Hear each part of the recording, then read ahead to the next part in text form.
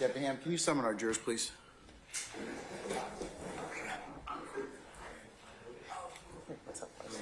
All right.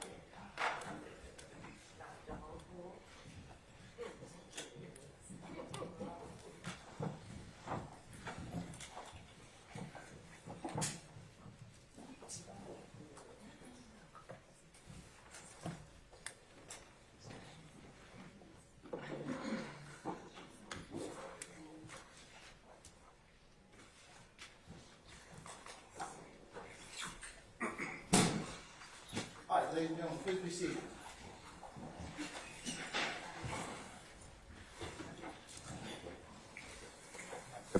Deputy Ham, all jurors present, sir? Okay, all right. Ladies and gentlemen of the jury, good morning. Good morning. All right, we're going to continue with examination of our current witness. Madam, you're still under oath? Yes, sir. Okay.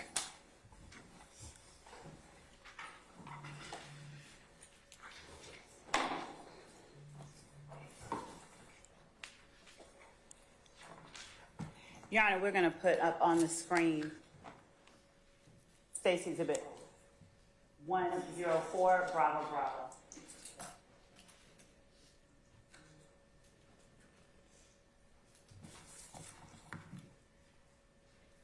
Detective Gaither, before we get into the next interview that you had with Walter Murphy, I wanted to ask you a couple of questions about the interview that you had with him on in July of 2015. If Mr. Kearns would give us sharing capabilities, we will have on the screen for you in just a moment parts of that video.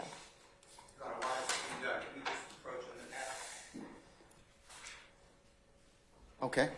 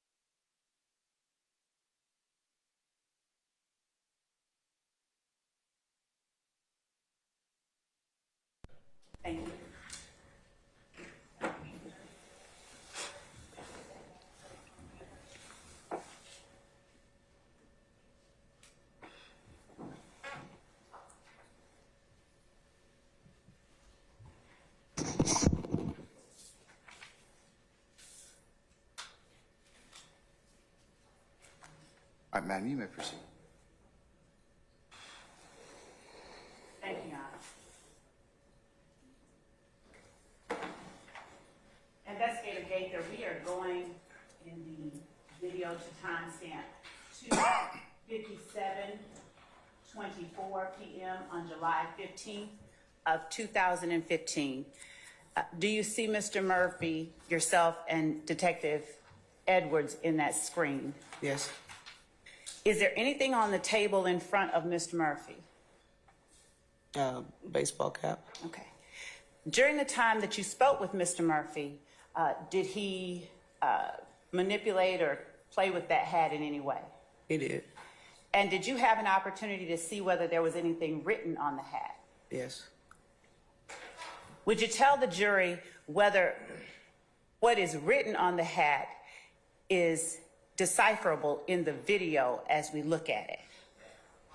Jurors can make that out, Your Honor. Object. Overruled, sir. No.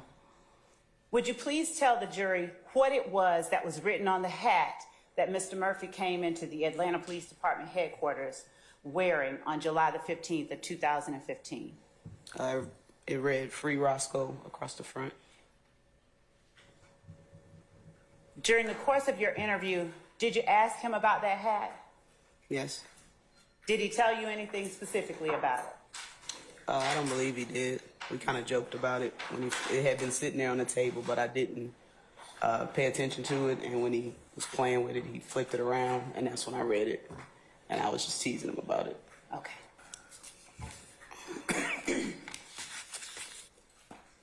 And did you know a person referencing themselves by the name Roscoe at the time that you spoke with Mr. Murphy on this date?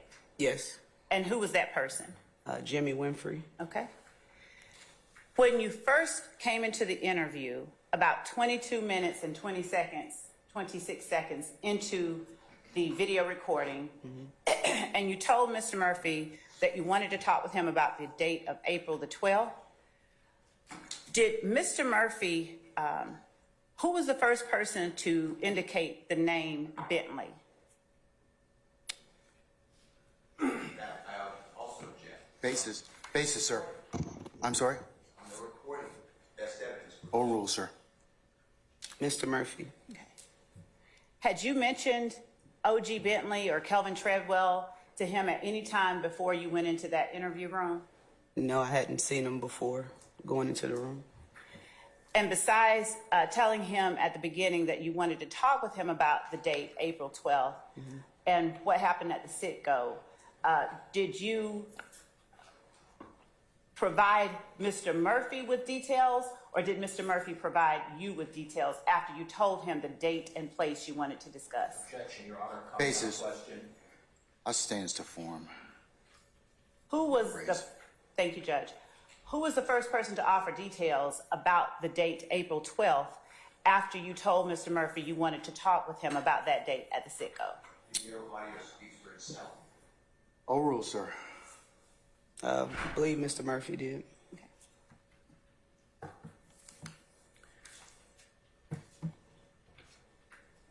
During the course of your interview with Mr. Murphy, did he talk about something called stain, to the best of your memory? Yes. Right. Would you tell the jury, based on your knowledge, training, and experience, what stain meant in the context of your and Mr. Murphy's conversation? From my understanding, stain means a level of authority or respect within any particular game that you're involved in.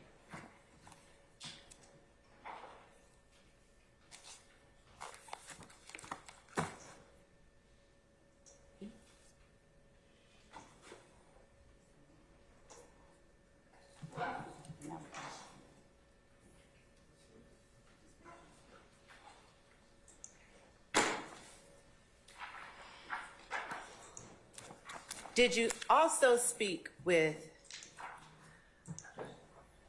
Mr. Murphy about how he got to where he was from the music that you are aware he was interested in? Question vague. I stand the question as to form. Okay. You can rephrase it. Thank you, Judge. You have the time? What's the time, Steve?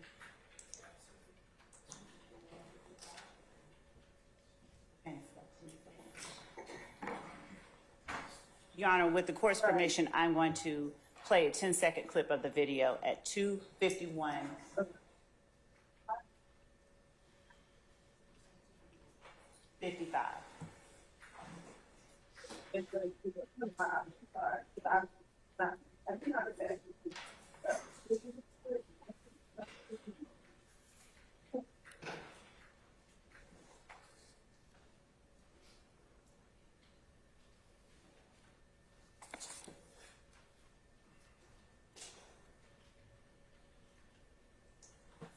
And while we're pulling that up, before seeing the Free Roscoe hat in front of Mr. Murphy, had you seen Free Roscoe as a hashtag or slogan anywhere else before that day?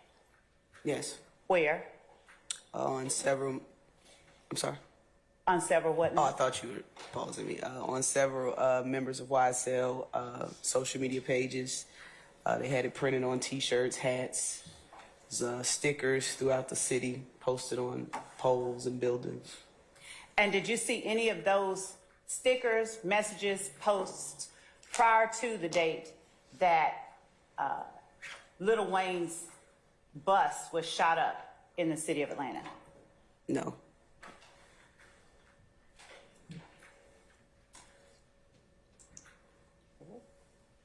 Okay. I'm going to play you just a 10-second clip.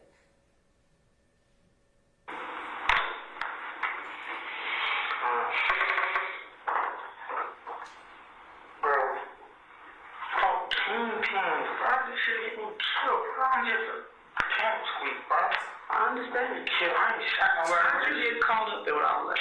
I was just at the wrong place at the wrong time. I'm talking about just, not just this particular instance, I'm talking about period. Huh?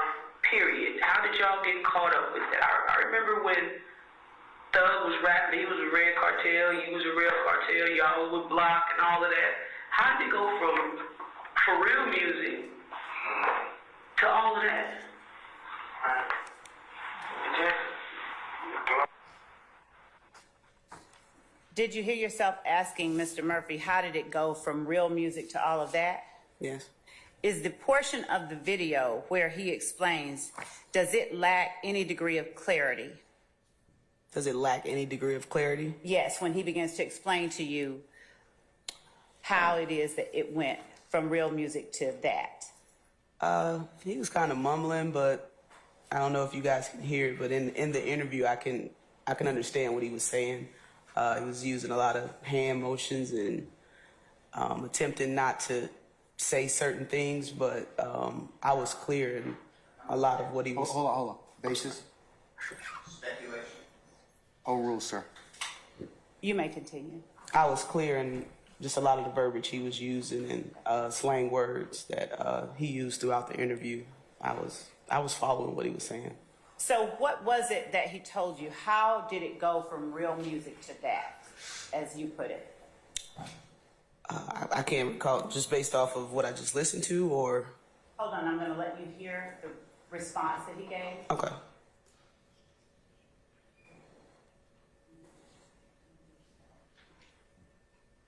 And then it ain't got nothing to do with the music. I know.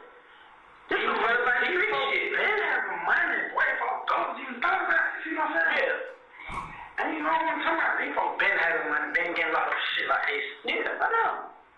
I don't do this type of shit like just hand these folks name in the street. These folks got a loan, you know what I'm saying? I don't break these folks. But by me knowing them, and you know what I'm saying, being around them, they automatically on their ride. So, you know, so on their ride, but then I'm like, shit, the shit that around this shit get me killed or get me locked up. Why can't you just say no? Why can't you just say no? I ain't lying with you right now. Cause I know you know. Yeah, cause once you know too much, then to get your life taken. Stopping, Your Honor, at 2:53:35. Were you able to hear his response? Yes. Did the portion of the video that we played just now for the jury was his response, did it lack any degree of clarity, that portion? No, not to me during this interview. Through the video as we hear it, are you all talking over one another? We are. The Sir. answer is no. I object. Basis. Basis. Your Honor, Mr. Steele, I'm the person that controls the objections. Could you please state the basis for an objection? Just make an objection, state your basis, and then let me handle the rest of it. Cumulative. We need to move on is the objection. That's not the objection. I tell folks when to move on. You don't. Okay? So all I'm asking you to do is to state a basis. That's it. Okay? And then I'll rule. Okay? All right. But as for your objection, I'm going to overrule it. Mr. Sharp, what's your objection, sir? Huh?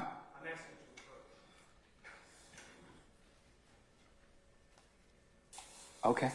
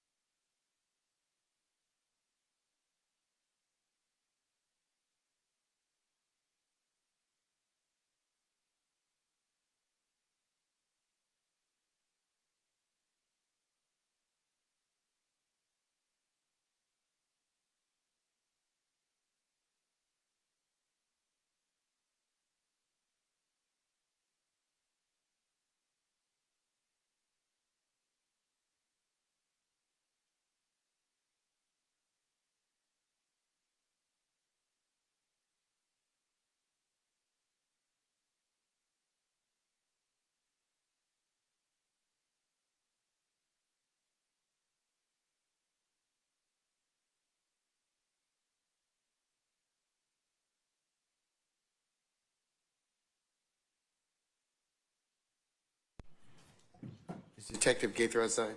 Just make sure she's outside. Okay. All right.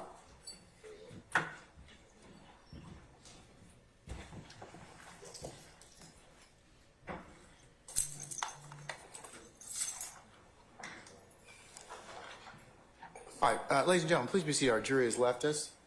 Your Honor, might I have the court's permission to allow Detective Gaither to tell you what the answer, since that was a concern that was broached at the bench.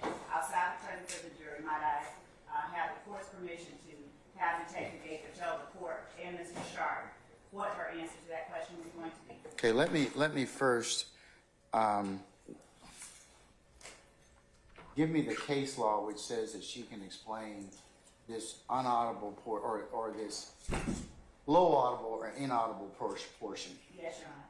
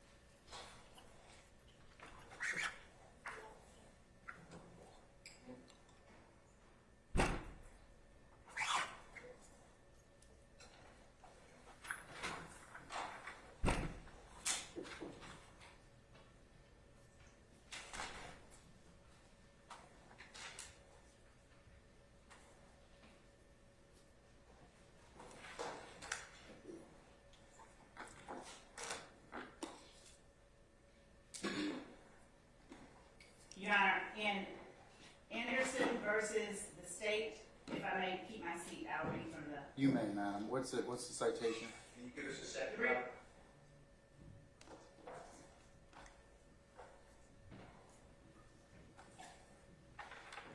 Let me have the citation, please. 311 Georgia Ave, 732 at 311 Georgia Ave at what? 732. 732? Yes, Your Honor. Okay. At 738 through 739. Hang tight. Let me find it first. And to be clear, it's. Hold on, madam. Hold on.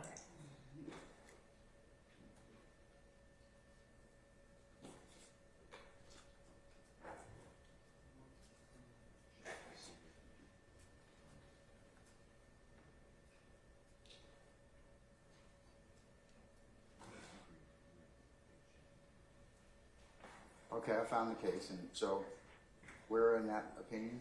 And so, Your Honor, it's at Penn site 738 through 739. It is a case that is not on all four corners of our circumstance, but in Anderson, what the officer does is testify about what is depicted in the video after they show the video to the jury. The argument from the appellant in Anderson was that by explaining what was in the video, what was seen in the video, the officer was improperly bolstering, but the Court of Appeals said that the officer testifying to his own observations regarding the video was not improper bolstering. And we would analogize that to the situation here where when the video and the audio portion of the video lacks clarity and the person who is seated at the table right in front of the person who is making those statements is able to give clarity to a portion that lacks clarity, it is not improper for that person who is sitting there to be allowed to do so. And to piggyback on that, as to the concerns that were brought to the court's attention by counsels for certain defendants at the bench, I did give the court a general offer of proof as to what she would say. I would ask that the court allow Detective Gaither to state into the record, without the jury being present, what the answer is to that question to allay any further concerns.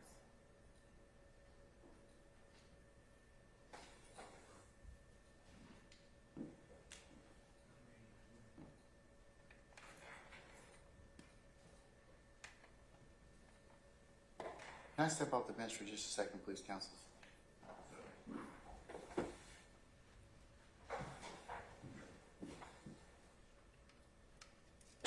Hey, Gail.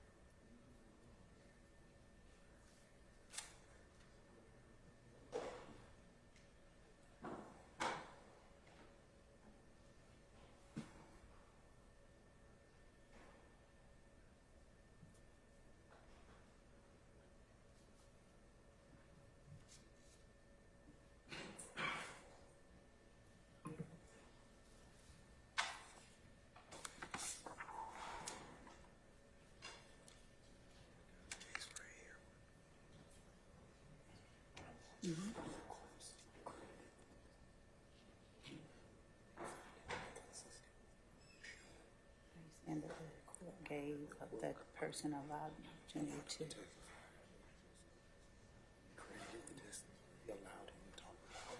Give me the site. Can you write it down for me?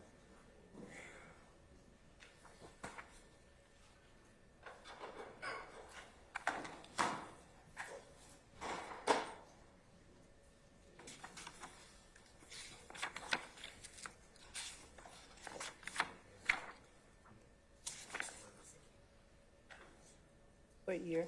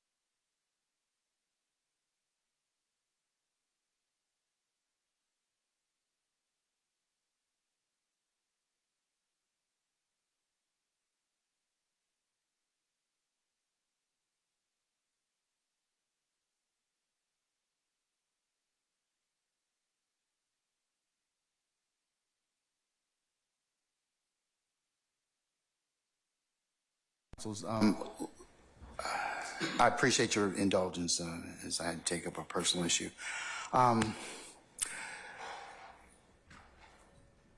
Let me hear from Detective Gaither, and let me see what she says, and then I'll be in a better position to give you my thoughts on my ruling. She's coming in now, Judge. Where's Mr. Steele? Okay, all right. I'll wait till he comes back.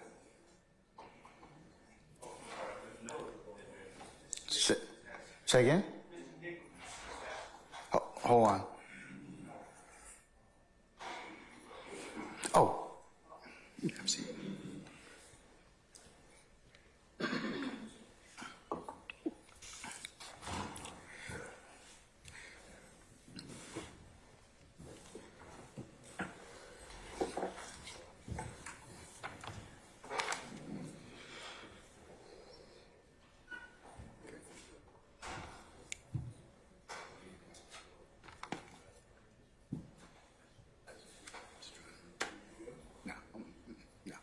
No. It's just the crisis of the moment.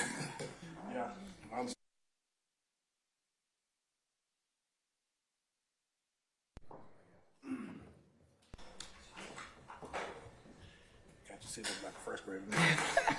Yeah, you do. Let's see. Who? I'm sorry? Okay, can we, is he in the hallway? Okay, thank you very much, Mr. Adams.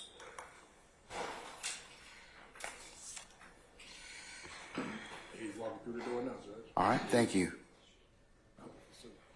All right, now do we have everybody? Yes, sir. Okay, all right. Councilors, let me just, for those of you that weren't in here, let me go ahead and just recap again what I'm going to do. I'm going to hear from Detective Gaither from those spots in the video that, and then we'll go ahead and I may be able to make some further rulings at that point in time. All right. Thank you, Your Honor. And if the court, with the court's indulgence, I'll play that portion and then allow the answer. We're starting at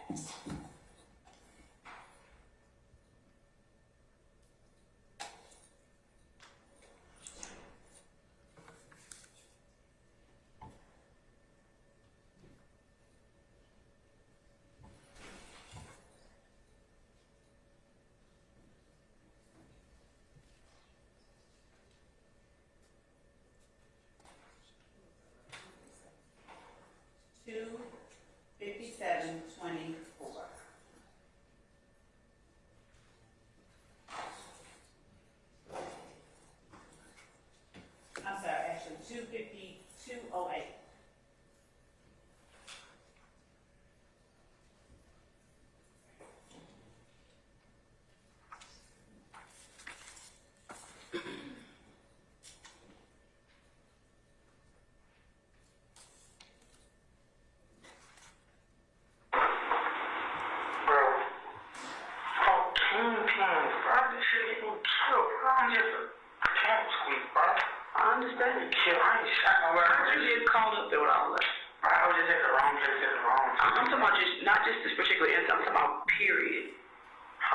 Period. How did y'all get caught up with that? I remember when Thug was rapping, he was a red cartel, you was a real cartel, y'all would block and all of that.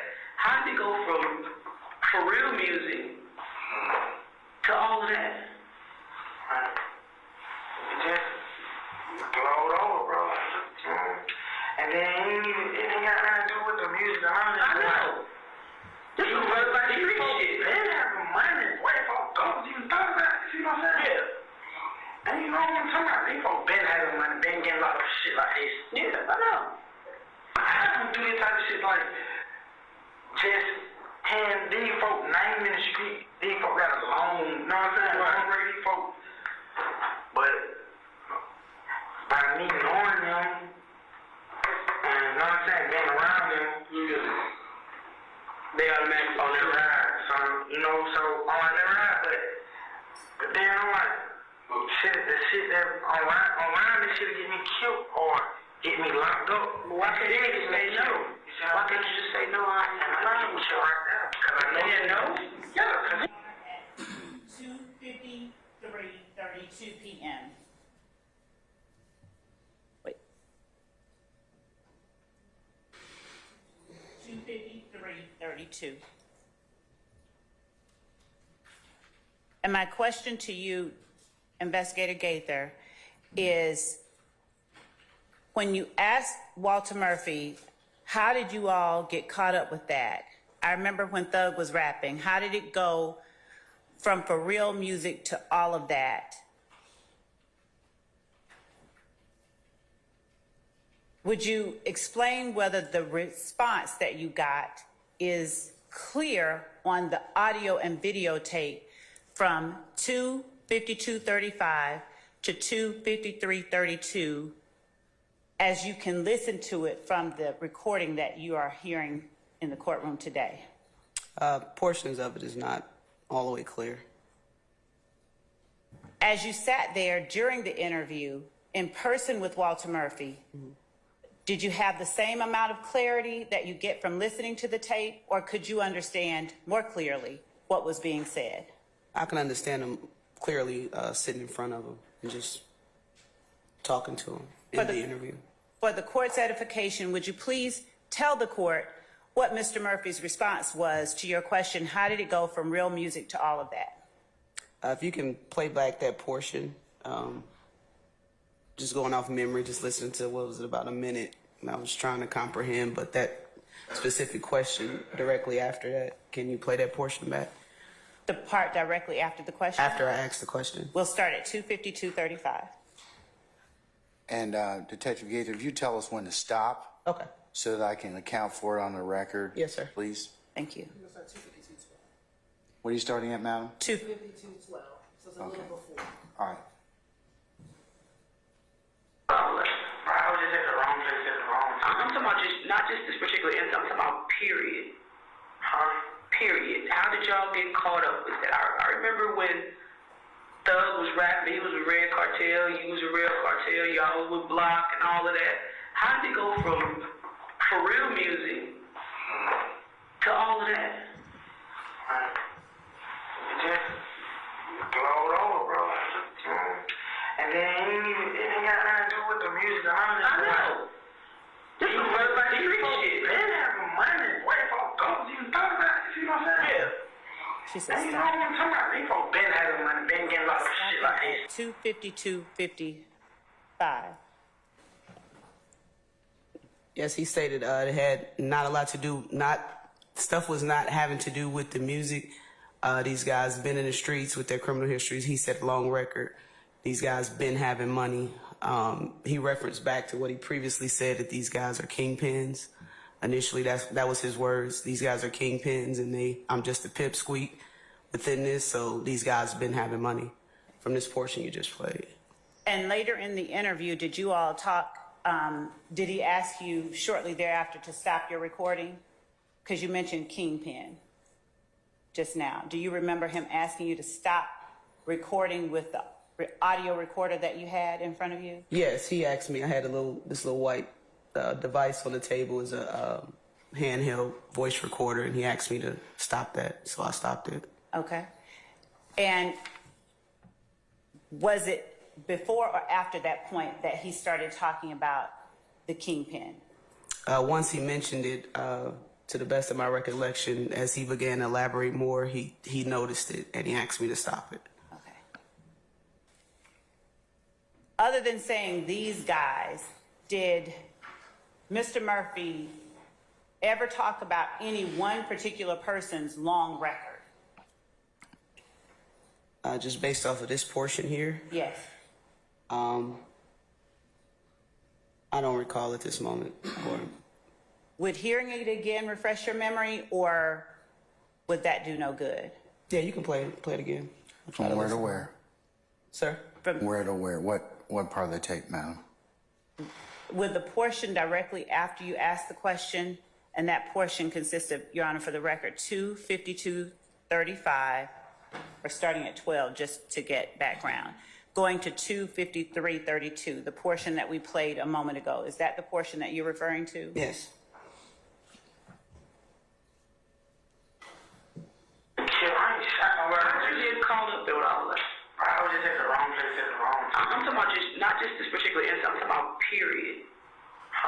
Period. How did y'all get caught up with that? I remember when Thug was rapping, he was a Red Cartel, you was a Real Cartel, y'all was with Block and all of that. How did it go from For Real Music to all of that? It just glowed over.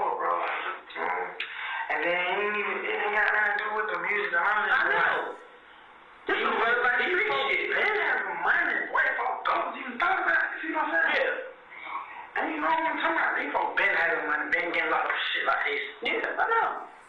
I don't do this type of shit like Okay, pause. just hand these folks names in the street. 25302. 25302. During that portion, Investigator Gaither, did you hear Walter Murphy speak on any one particular person's long record, as he said? Yes. Whose? He said thug and them N-words. Okay. And as he went on to talk about a kingpin, did he make reference to whom he was talking about when he said kingpin? Later on in the interview, he did mention someone named Kente and also Hot. I believe those were the two names that he used, Kente and Hot. Okay. Your Honor, and that was the first part that I had intended to ask her about. The second part I can go into or wait until we address the first part. The second part that I was going to address with her had to do with Mr. Murphy's statement, if you're not on Cleveland and you're not YSL, you're getting gone. Or he's getting gone, as he said. I was going to ask her about that and ask her why did she ask him so they take out their own? Is that on the tape? It is. Okay. Is it inaudible anyway? No, I was Okay. just going to ask her that part. Let's deal with, all right. We'll ask her to step out and I'll take care of Your Honor, prior to that, may I ask her one more question about the portion that she just spoke to the court about? Yes. And that is, Investigator Gaither, why did you ask Mr. Murphy how it got from For Real Music to all of that? That's one question. During the first portion of the interview, he just attempted to separate himself from YSL, basically stating, you know, he hadn't been committing any crimes. He hadn't, you know, really been around them.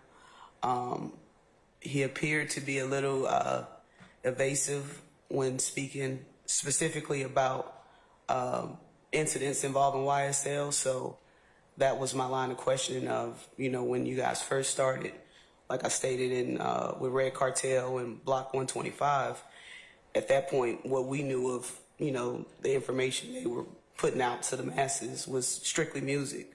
And then at this time in 2015, we saw it rapidly turning from not just music, but it began to form into what we considered a gang war between these two rap labels.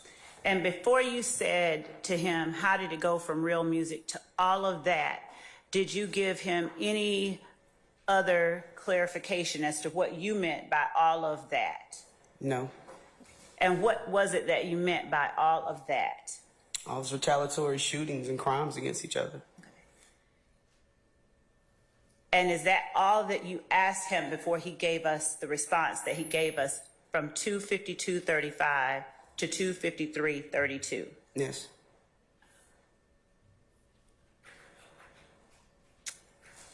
I think that's it for the questions that I have for the witness, Your Honor.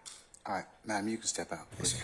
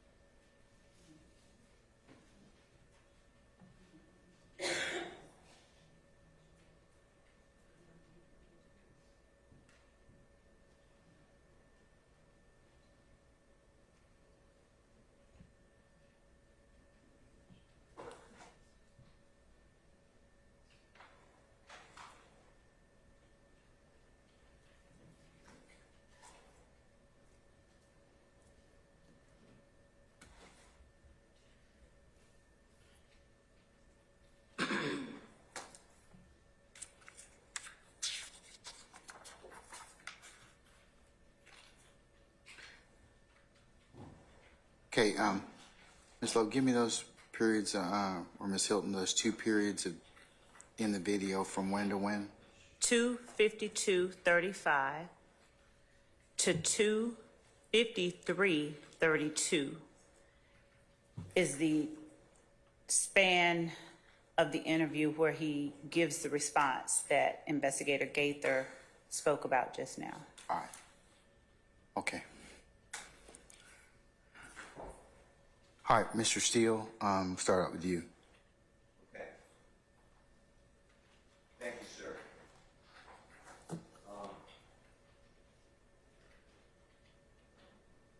Your Honor, first of all, Anderson versus State, which is 311 Georgia Appeal 732 in Division 2C.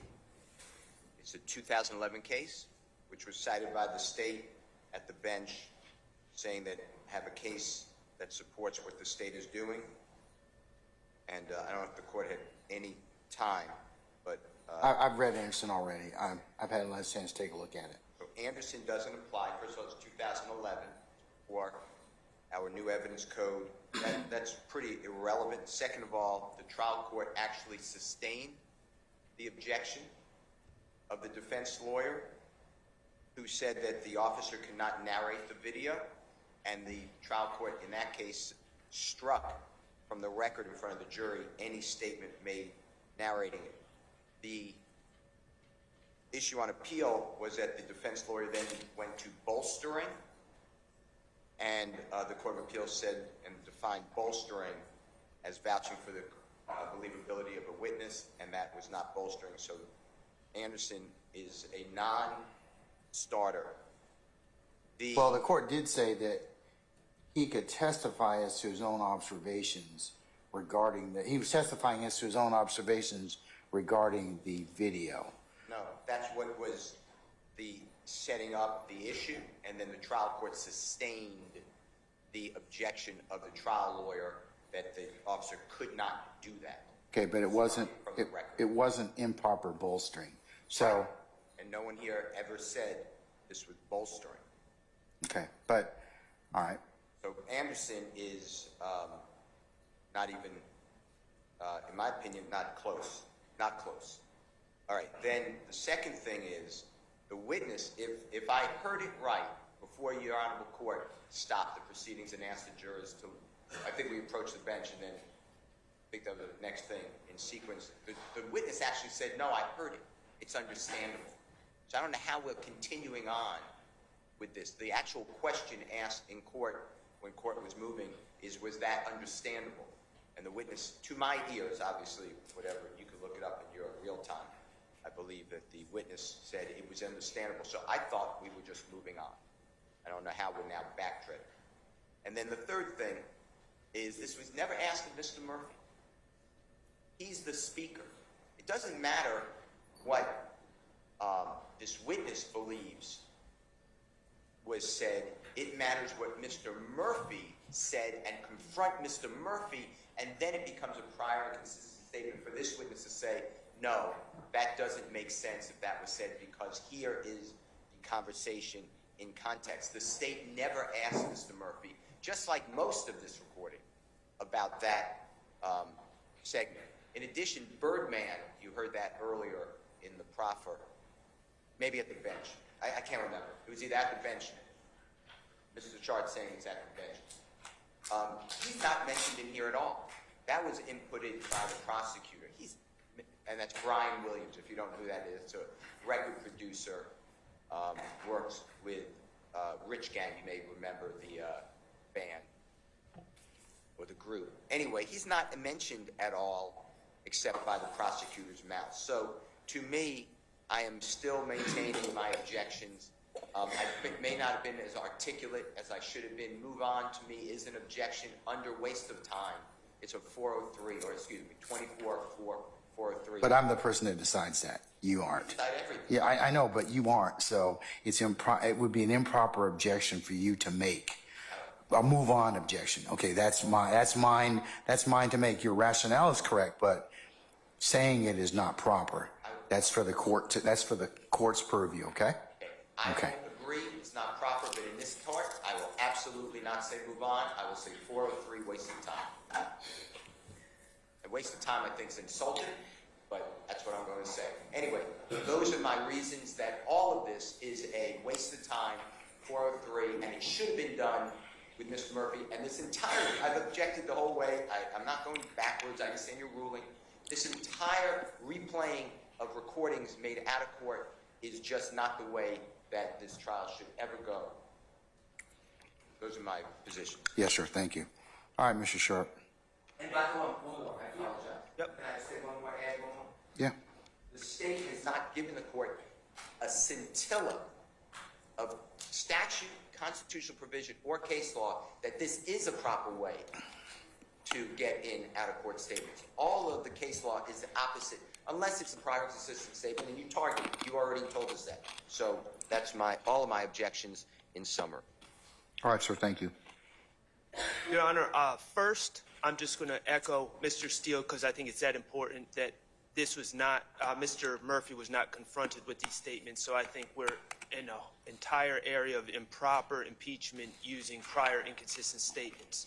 But regarding this issue specifically, I would like us not to lose track of what the state said. The state said that they need to play this for Investigator Gaither because she was there and she has some specialized understanding about what was said.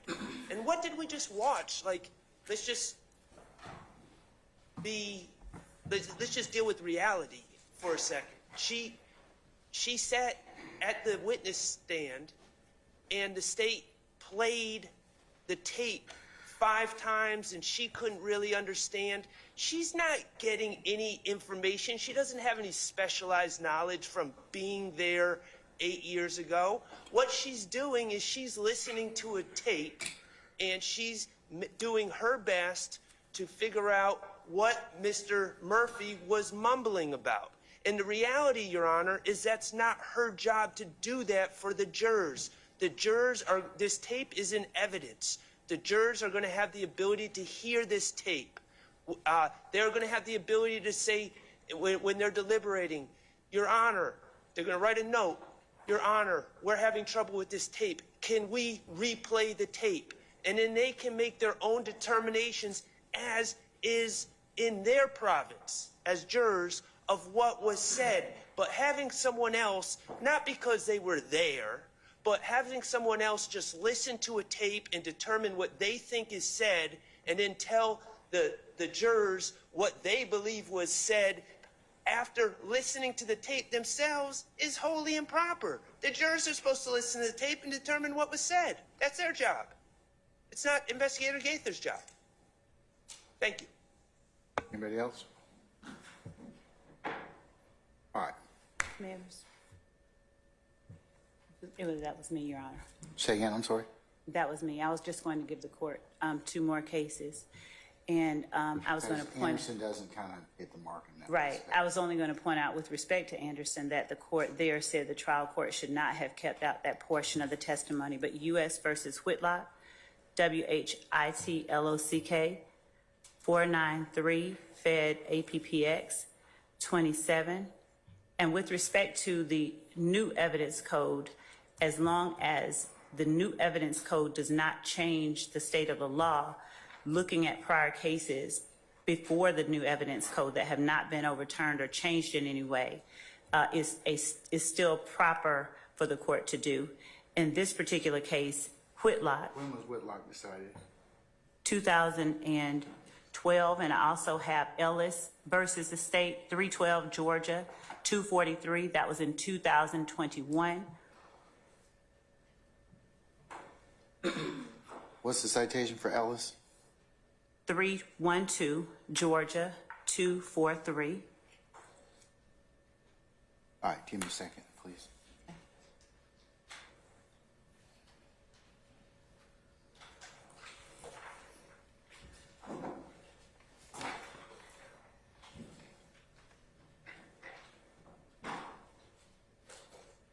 Your Honor. Can you give me a second, please? I apologize. Yes, sir. I know. I realize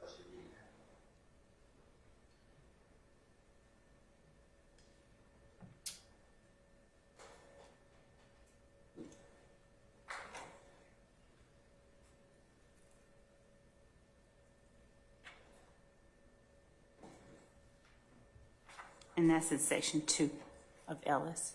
That starts with the paragraph, Ellis also contends.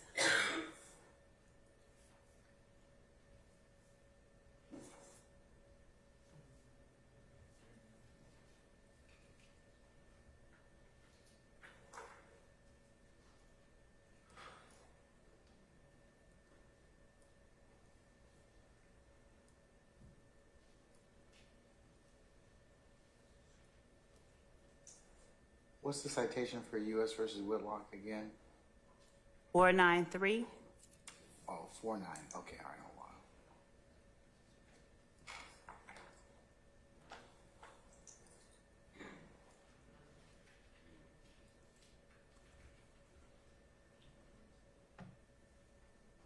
You said 493. Fed APPX 27.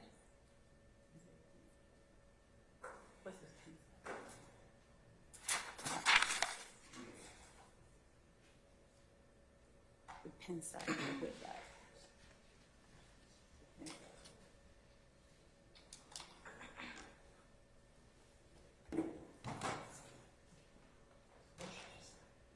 This one? Yes. The pen side.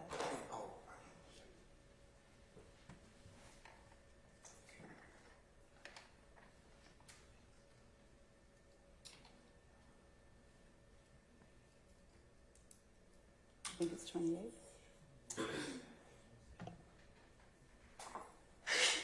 Bless you. Bless you.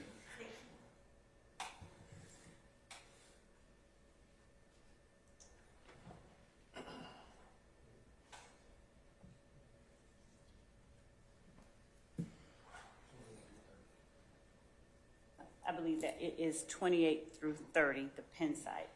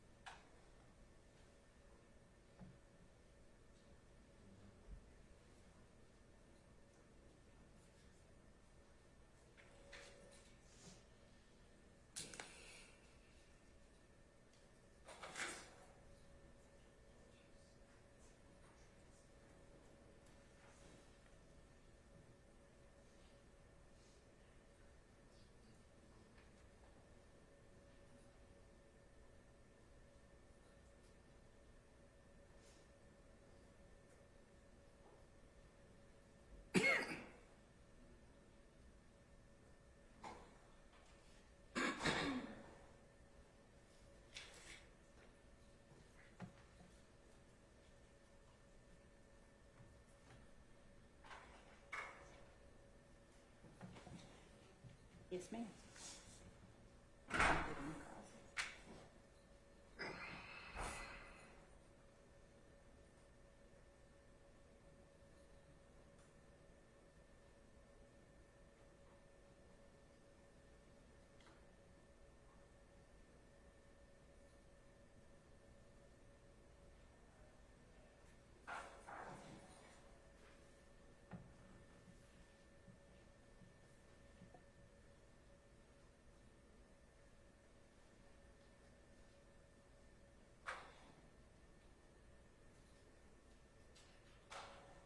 Okay, from reading this particular case, Ellis is very helpful to the court.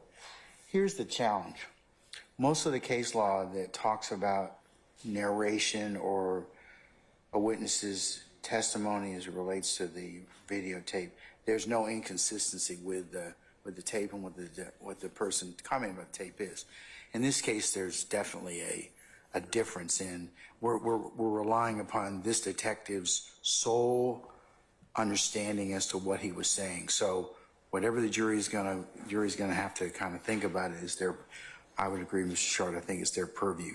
I think if I let her comment on this, bless you, there's room for interpretation as to what is being said. So, and she's testifying as it relates to what she believes he means. So I'm gonna disallow it. Yes.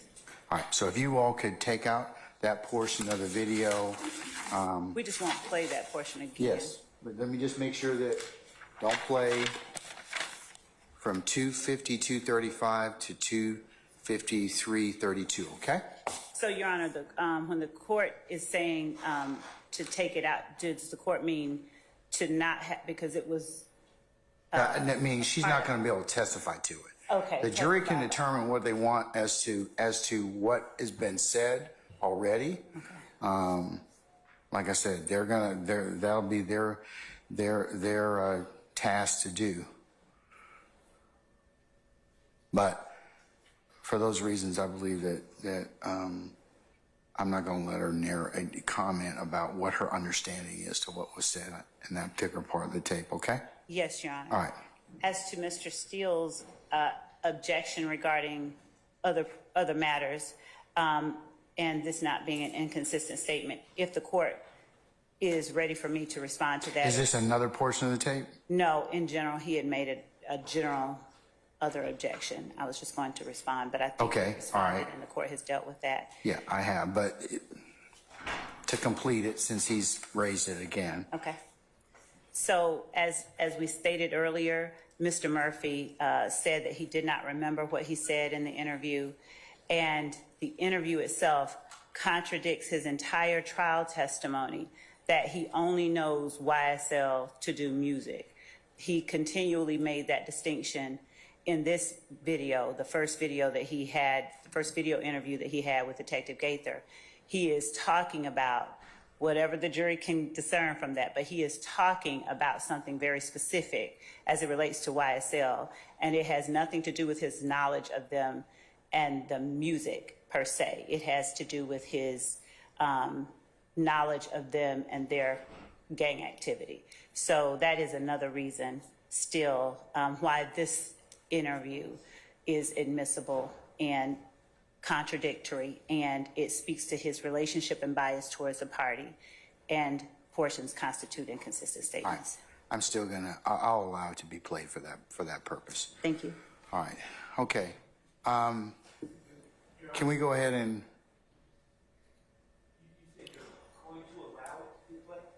No. Yes, the portions that are, like, I'm not going to allow what I just excluded, but the other portion. Okay? Yes. All right. Can we bring our detective back in, please? Actually, it's not okay. I said a little bit, I still don't want to join in. No, I understand you have an objection to it. I'd like to continue. Okay. Okay. If I misspoke, All right. Bring our witness in, please. And Judge. Just ask the prosecutor, where in Whitlock does it say, Anderson versus State, does it say that the court said the trial court should not have sustained that objection? I don't see that in that opinion like the prosecutor just said. It doesn't. Let's just move on from that, if we wouldn't mind, because I agree with that. Doesn't necessarily fit the bill, Mr. Steele. Ellis is more illustrative, and that's what I used for my ruling. Okay, in which I agree that should be excluded. I understand, but I'm trying to, I love cases. It's not in there that I can see, but if it is, And you're. I'd like to know where. Maybe something was said to the court twice on this case. Neither one is accurate, but if I'm wrong, I don't want to say. I'm not relying on Whitlock. Okay, then. I'm relying on Ellis. Okay, and I thought it's Anderson. It's Anderson. I don't think this prosecutor said, Anderson said specifically that the trial court should not sustain that. Okay, why are we talking about Anderson? Why are we talking about Anderson? I'm not relying on that case at all. But you rely on the lawyer. No, I'm relying upon Ellis because Ellis talks to me about what is proper in terms of consideration of video and narration. I've always taught that candor is critical. And that's what I'm asking. Where is the candor? Can we talk about? Okay, all right. We're getting sidetracked on this. Okay, so. You're a great court. And I appreciate that. I appreciate you. Okay. But We're not here with appellate advocacy, Mr. Steele. I understand where you're headed. I understand that you like to get granularity on that, but I don't need it for my purposes of my ruling in this case. We can talk about it offline if you'd like to do so, or you can invite Ms. Love's attention in regards to that, but I've already ruled upon it. I'm not relying upon Anderson. I'm relying upon Ellis. Okay? All right. Thank you, sir. And Your Honor, so that I stay in line with the court's ruling, we can play that portion, just Detective Gaither cannot give her explanation of that portion. No, don't play it. It has nothing to do with anything at this point in time. No. When she asked him how did it go from real music to all of that, that portion the court said earlier that we could play, she just couldn't give her interpretation. You've already covered that. That's the problem. That's the challenge. Why are you playing it again? Haven't you played that already? Hasn't the jury already heard that issue this morning already? We did not. Didn't you play that already? Let me get clarity.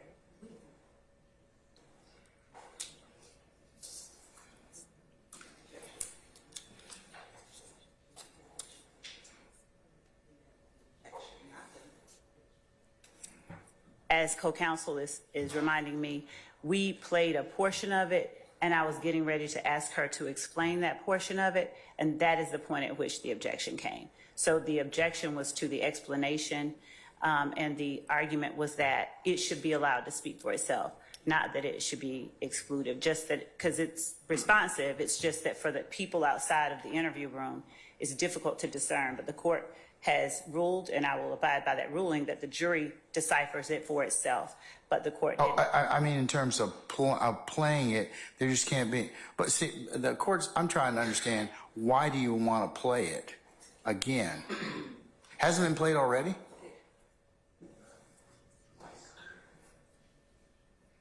Has it been played in front of this jury already? It was played, Your Honor, and it When? was yesterday. And Okay, that's what I thought. Okay, so why are we playing it again? Because in order for the state to propound the questions that we intend to Such propound, as? why did she ask him how it went from real music to all of that, what she meant by all of that, and did he seem to have any difficulty understanding her question, and did he give a answer that she considered responsive in that moment, as she recalls it in I that thought you moment? asked that already. I did. She asked it outside the presence. Yes, and that was here with the court, not with the jury, that's all. Okay, all right. No. Well, That's just my answer, okay? Okay, so that fits for you. You can sit down. well, All right. What did you want to tell I'm me? still gonna ask. Thank you. So we raised objections about playing the same video that was already played yesterday, today, under Rule 403, cumulative, places undue emphasis on the evidence, etc.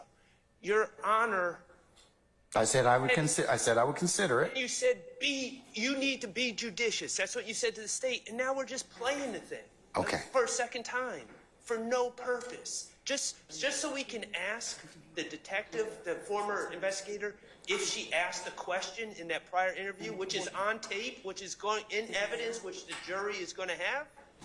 That's not judicious. Yeah. Right now we're just replowing the thing the second time around. It's cumulative, and our stance is it shouldn't have been played once, but Okay.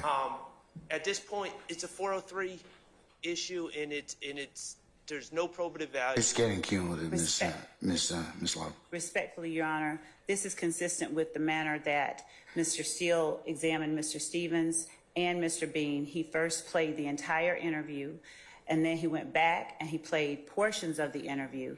I believe at one point I leveled the objection that it had already been played. but Mr. Steele argued that he needed to ask about certain portions of it. And this method that we are employing here is in no way inconsistent with methods that Okay, have but been. it's becoming cumulative. That's the challenge at this point in time, is that they don't have the burden. You do. Right. I mean, So you're- and remember, they haven't put on their case in chief yet. They don't have to. Right. So you making correlations to him is not appropriate as of yet. Okay. Understood, Your Honor, but I'm glad that the court pointed out with our burden, we have to take advantage of the opportunity that we have to get as much clarity for the jury as we can. I understand that, but you've come to a point where I believe it will be cumulative. Yes, sir. And that is my whole point. I did it with the person who made the statement. All I know about is Mr. Bean. If it happened with Trontavia Stevens, I don't recall that. But you do it with the person whose import, whose words the jurors are wrestling with. The state wouldn't do that. They're doing it with a detective, and they let Mr. Murphy go. That was my whole point of replaying this recording with the non-testifier on issues that are not inconsistent. So, All right.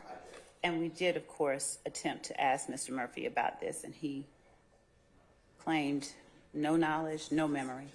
But we'll move on, Your Honor. Okay. All right. So you're not playing this again? Not Please this don't portion. play it again. Okay. No. All right. Okay. Can we bring our detective in now, please? All right.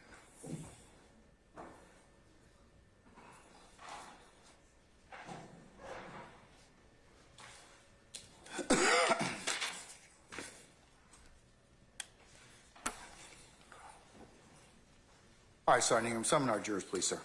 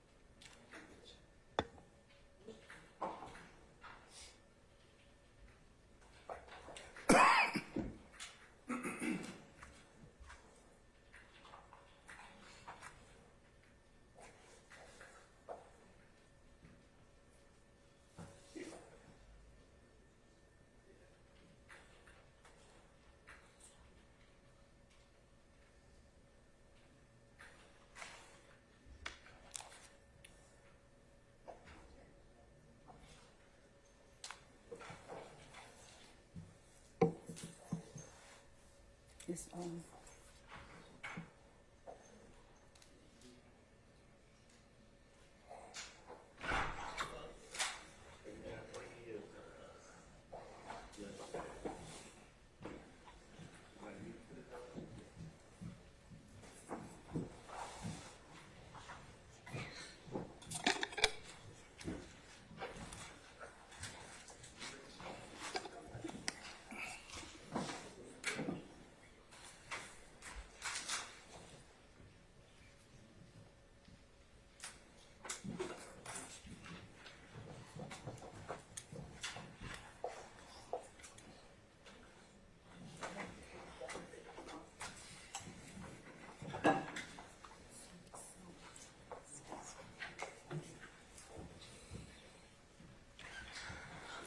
All right, ladies and gentlemen, please be seated.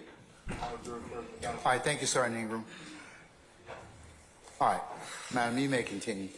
Thank you, Judge. Detective Gaither, after Mr. Murphy asked you to turn off your digital recorder that was on the desk in front of you, and you asked him, how did y'all get caught up with that? Did you have to explain who y'all was before Mr. Murphy continued to talk? No. Did he express any confusion as to who y'all was at any time before, after, during that bathroom break that he took?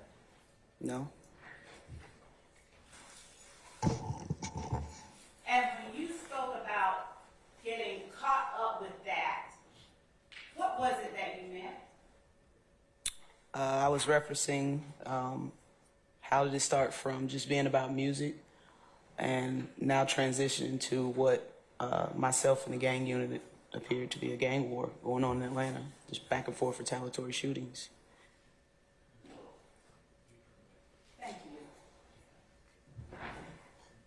And who was the y'all that you referred to as you asked Mr. Murphy the question, how did y'all get caught up with that? I was speaking about YSL members and their associates. When you spoke with Mr. Murphy about remembering when Thug was rapping and was Red Cartel and Mr. Murphy was Red Cartel, and about y'all being with Block and all that, at any time before that moment, did you have to explain to Mr. Murphy who Red Cartel was or what Block was? No, I didn't. Did he ever express any confusion before or after you made that comment or asked that question as to who Red Cartel was and what you meant when you referenced him and Thug being Red Cartel? Video, audio is the evidence speaks for itself. 24-4. They are. I'll rule your objection, sir. You may answer it. No, I didn't have to explain. Okay.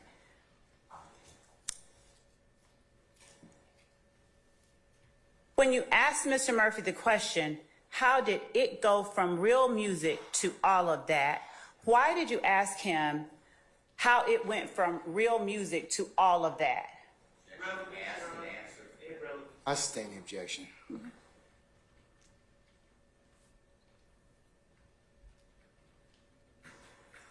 I'll ask a better way. When you made the distinction for Mr. Murphy between real music and all of that, at any point during your interaction with him on July the 15th, 2015, including when he went to the bathroom, did he ever correct you in making that distinction from real music and all of that? No.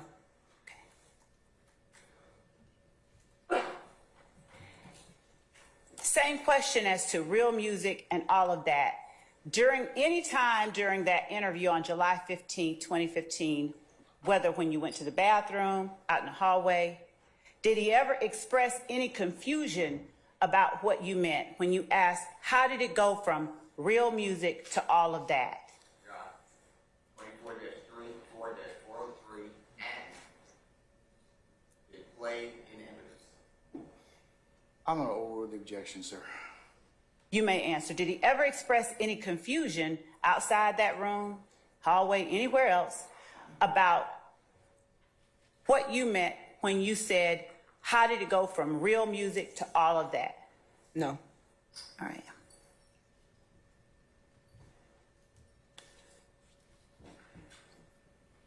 At any point during your interaction with Walter Murphy on July 15th of 2015, either out in the hallway, in the bathroom, somewhere else, did he talk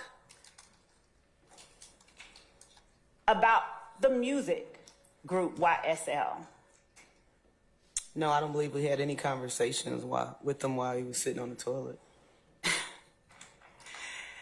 And at any other time, did he intend or attempt to elaborate that YSL is only a music group? At any time during this interview? Objection then basis. No foundation. Overrule, sir. Overrule, sir. All right. 24-4-403. Overrule, sir. You may answer. Can you repeat that last question, please? Yes, Your Honor, with the court's indulgence, may I ask the court reporter to repeat it directly and explicitly? Thank you. Ms. Weaver? And at any other time, did he intend or attempt to elaborate that YSL is only a music group at any time during this interview? No.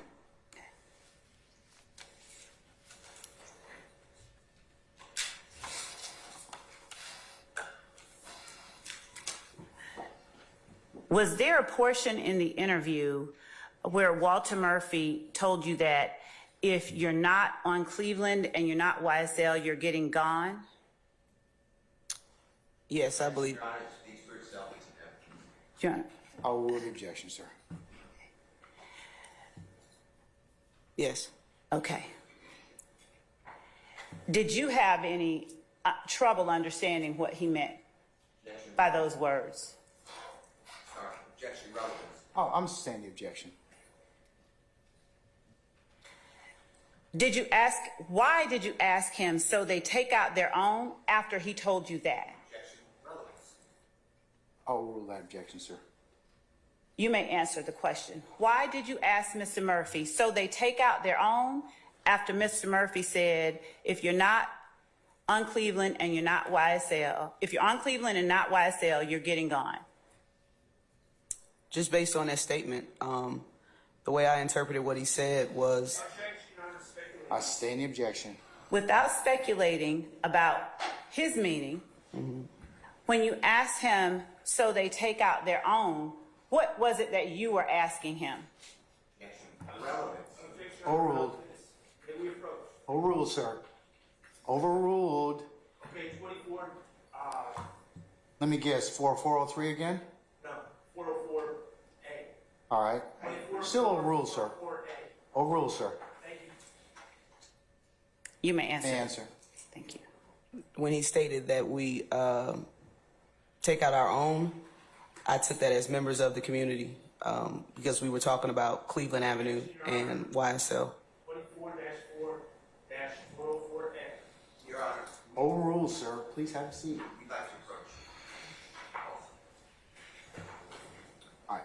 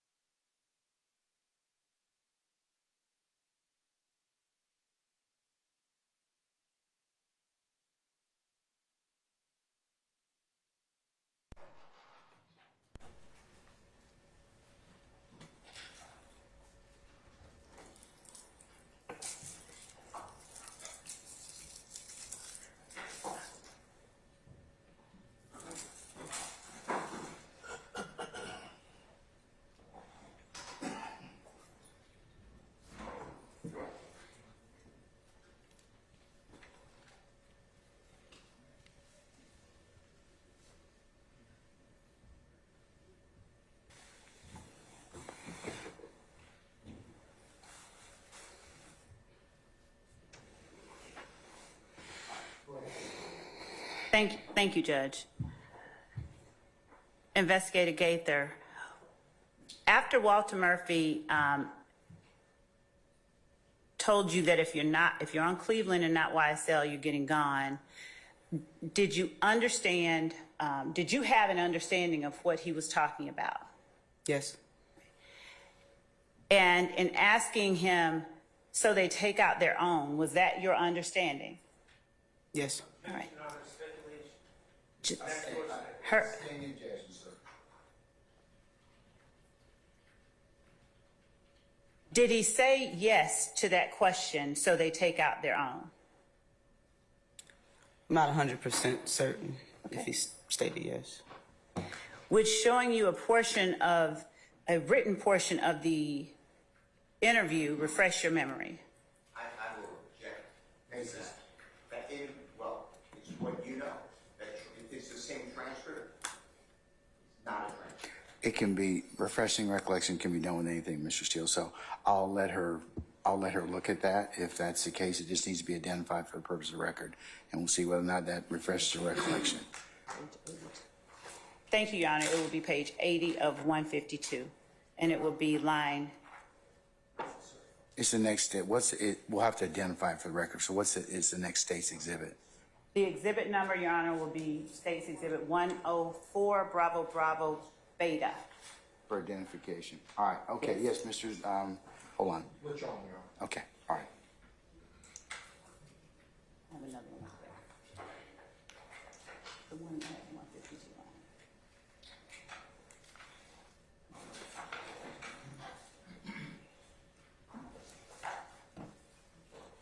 it. Thank you.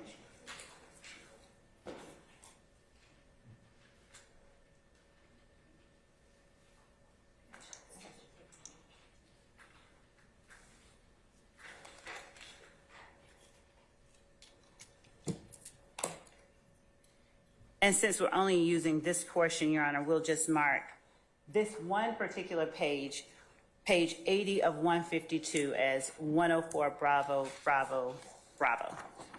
Can you show that to defense counsel, please? Yes, Judge.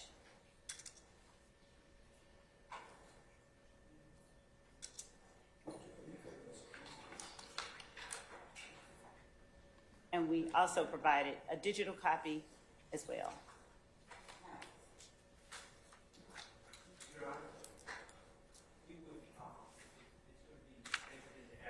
No, it's refreshing.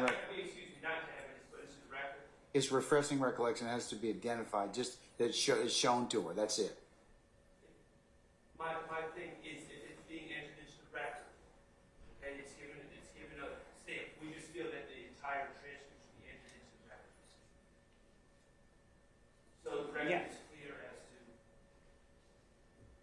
Your Honor. it is. And the shortcomings. Okay. Well, y'all approach, please. Step up.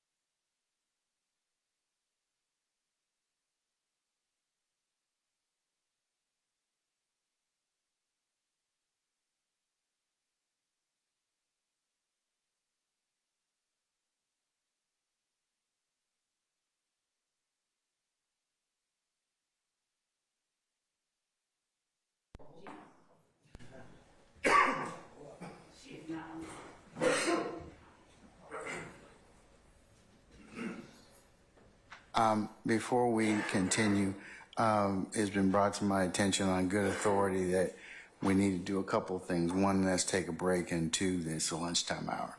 So why don't we, ladies and gentlemen, if that's okay with you, why don't we just recess until 1:15? Is that okay? And then we can go ahead and resume at that point in time. Detective Gaither, we'll see you back at 1:15. Don't discuss your testimony, except the attorneys in this case, okay? All right, thank you. All rise.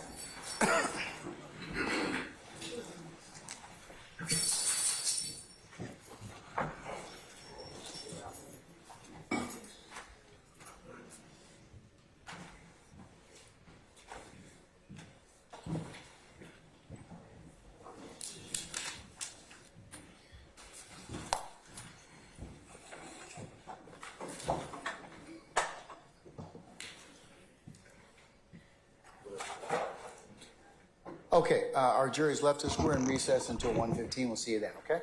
Thank you, Judge. Thank you, Judge.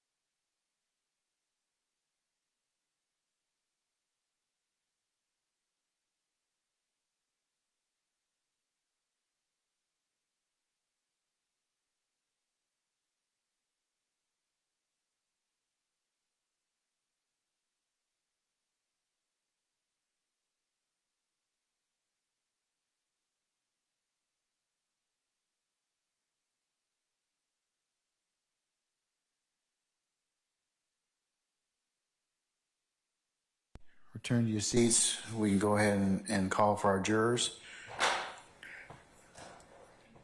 Can we get Detective Gaither to come back, please? She coming. Okay.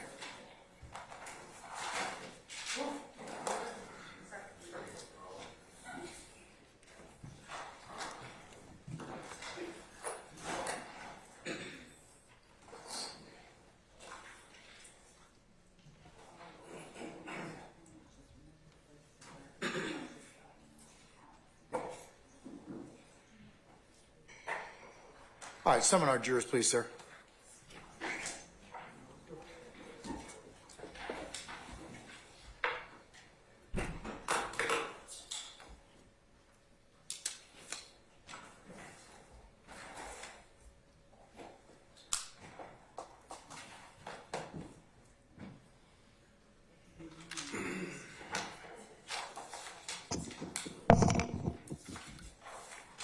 Can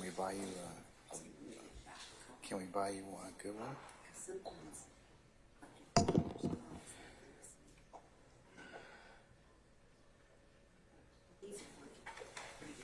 Okay. Well, he's, stay off. That's right.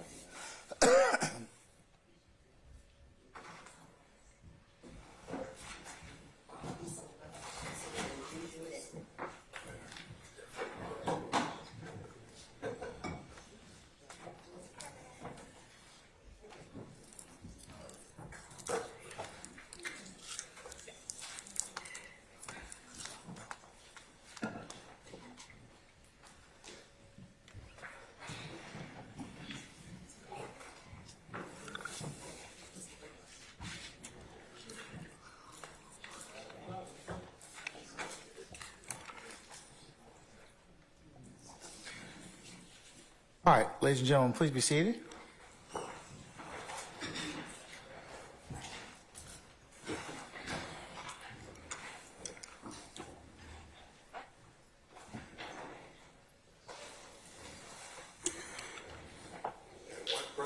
All right, thank you, Sergeant Ingram.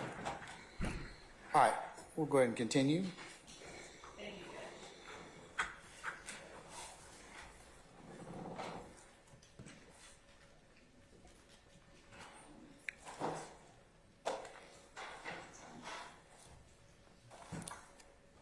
Investigator Gaither, I'm going to move forward to the next time that you spoke with Walter Murphy after speaking with him on July 15th of 2015, okay?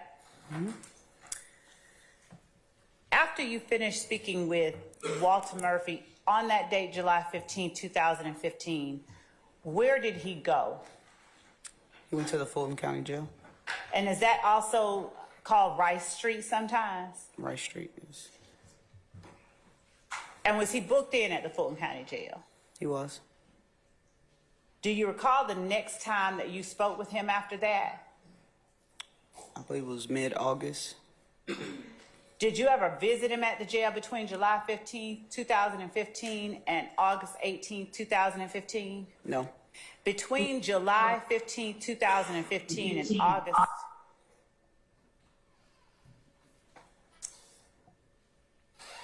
August 18th, 2015, did Walter Murphy ever reach out to you to talk to you about anything related to music?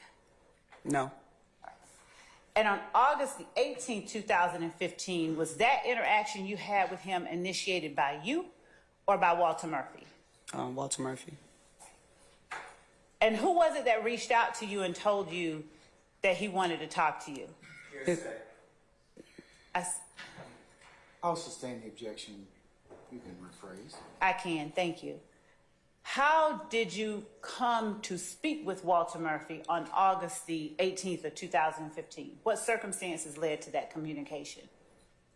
His attorney, Jacoby Hudson, reached out to me and asked if he can set up an interview, a second interview with Walter Murphy. Did you have any intention of talking to Walter Murphy again after you finished your July 15th, 2015 interview? No. Why?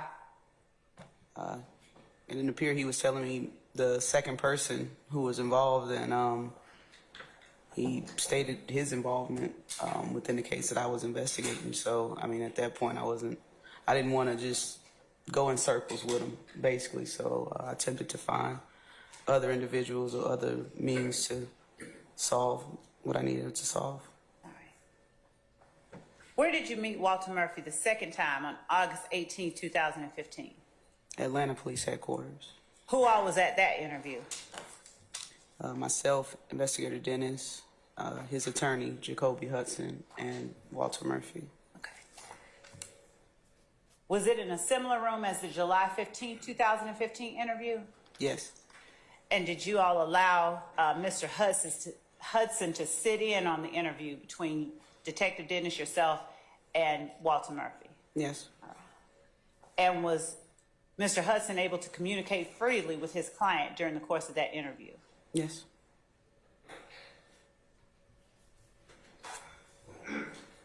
In the August 18, 2015 interview, did you all, either you or Detective Dennis or anybody on behalf of APD, promise Walter Murphy anything to get him to talk to you that time? No. Did you all threaten him in any way to get him to talk to you that time? No. Okay. Was that interview audio and video recorded? Yes, it was. All right. I want to show you what we have labeled, Your Honor, the digital file labeled as State's Exhibit 105, Bravo, Bravo.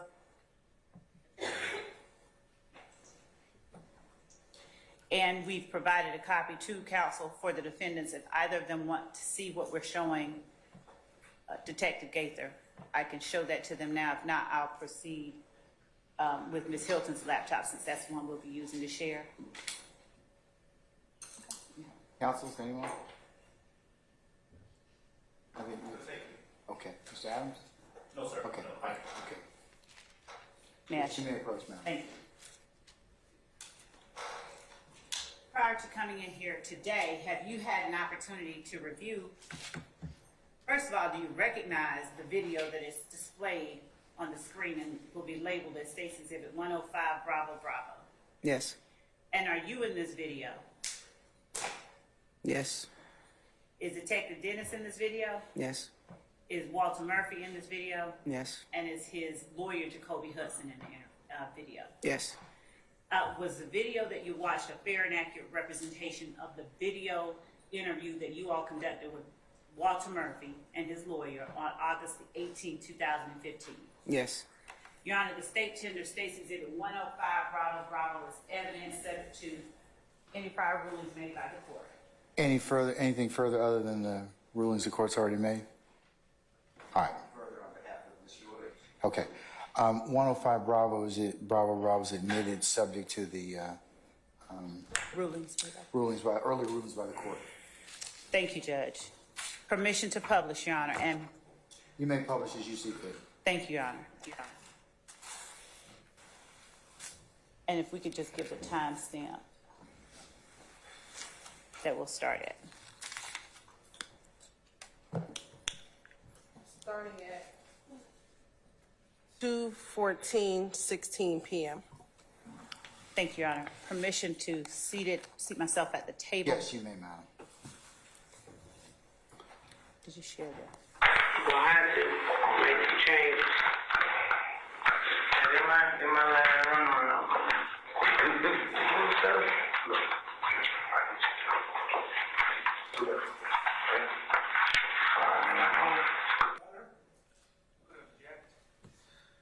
Basis, sir. Improper impeachment. Overrule, sir.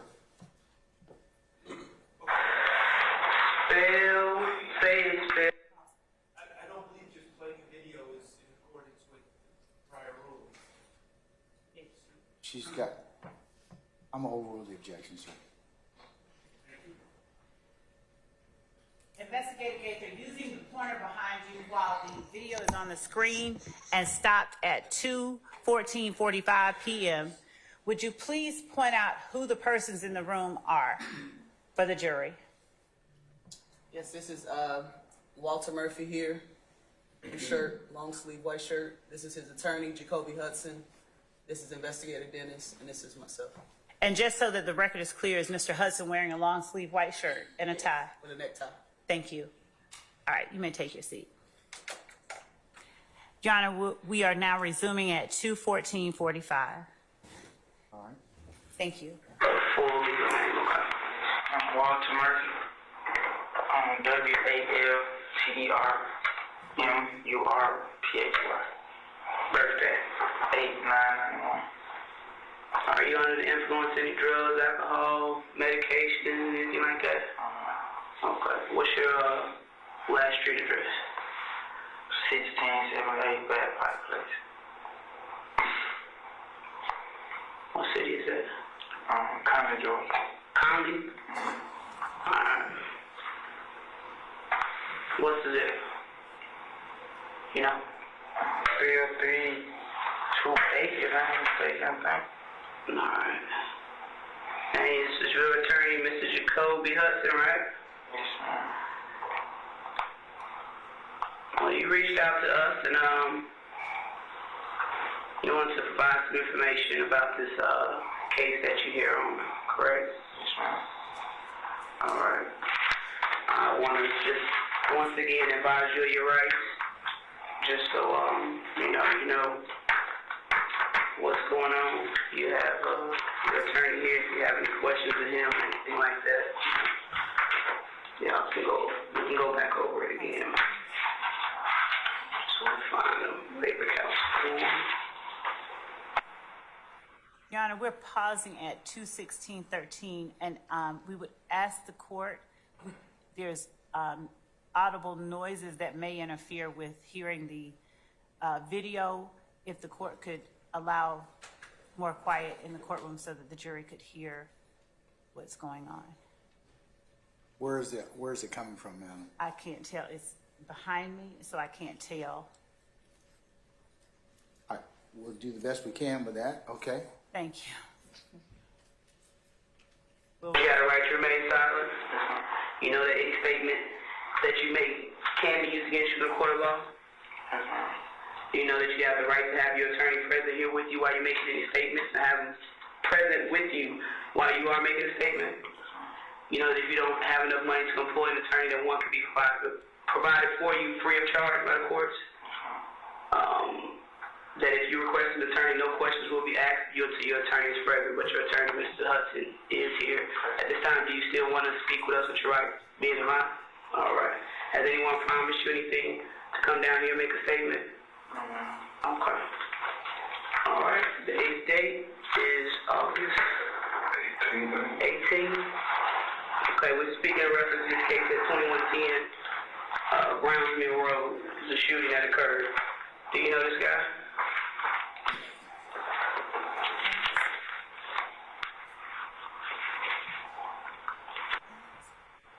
Pausing at 2:17:14.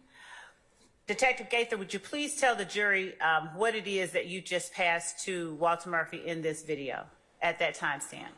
It's the driver's license photo of Dexter Montgomery. Thank you. Continue. I want to know that he looks familiar. He looks familiar to you? Ms. Hudson, have you seen these? I have. That's not Photoshop. This is Hanson's logo. I remember you told me that. And I've also told Mr. Murphy that too. Okay. Can you tell me what happened? How did you come involved with this case? At the time, before it had occurred, I was at a guy who I looked up to, named Hot Rod. I spoke to about him the other time I was at one of his spots off of You said that. You said his name was what? Hot Rod. You know his real name? Rocky. Is this the same person you're speaking about? Yes, ma'am. Okay. Go ahead. I was at his spot. At 2:18:19, what picture or what did you place before Mr. Murphy? A photograph of Rodney Allison, a.k.a. Hot. And did he identify or recognize Mr. Allison? Yes, that's Thank how. you. Continuing at 2:18:19, Your Honor. On the road. We were sitting there. It was me, the guy named Nard. One of my little homie's father had pulled up. He had a new stolen car. So A new stolen car? like an up-to-date car. It was stolen though. Okay. He had, I forget what kind. I think it was the new Taurus. A new Taurus? Yeah, like with a police car. Mm-hmm. He had one of them. So we were gonna get it sold. We were gonna get it chopped. But he pulled up. Make a long story short, we were talking, and then all of a sudden, Nard come out of that room. You know what I'm saying? Saying, "Let's ride. We got something to handle." He handed me the chopper. We got in the white. What's it called? Look, who is that?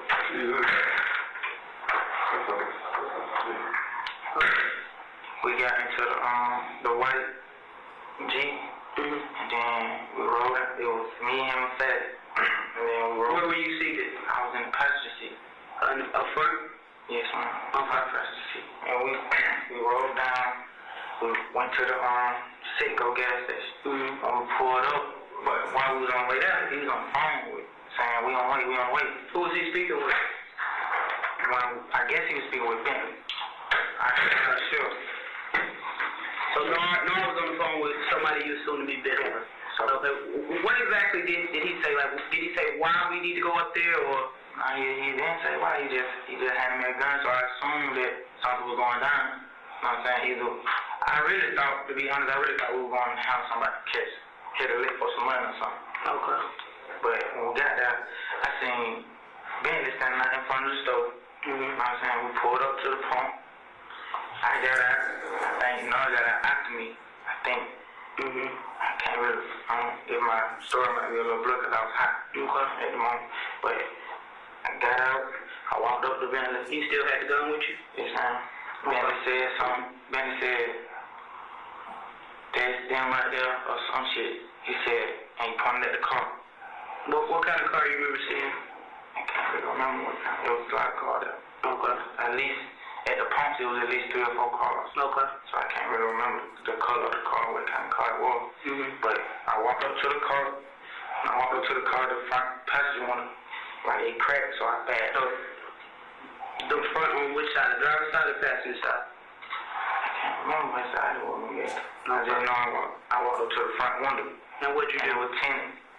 I walked up, and when I walked up, I had the gun in my hand. They let one down, so I didn't know. I got scared. So I backed up. And then I was like, they like, "Hey man, come on, get over here," you know what I'm saying? So I walked back over there toward the door, and I told Hot Rod and Bentley it was okay to come out, you know what I'm saying? Like, I got y'all come out, you know what I'm saying? Nobody gonna do What nothing does to that y'all. mean? Like, I got y'all come out, ain't nobody gonna do nothing to y'all. Like, Why was they scared to come out?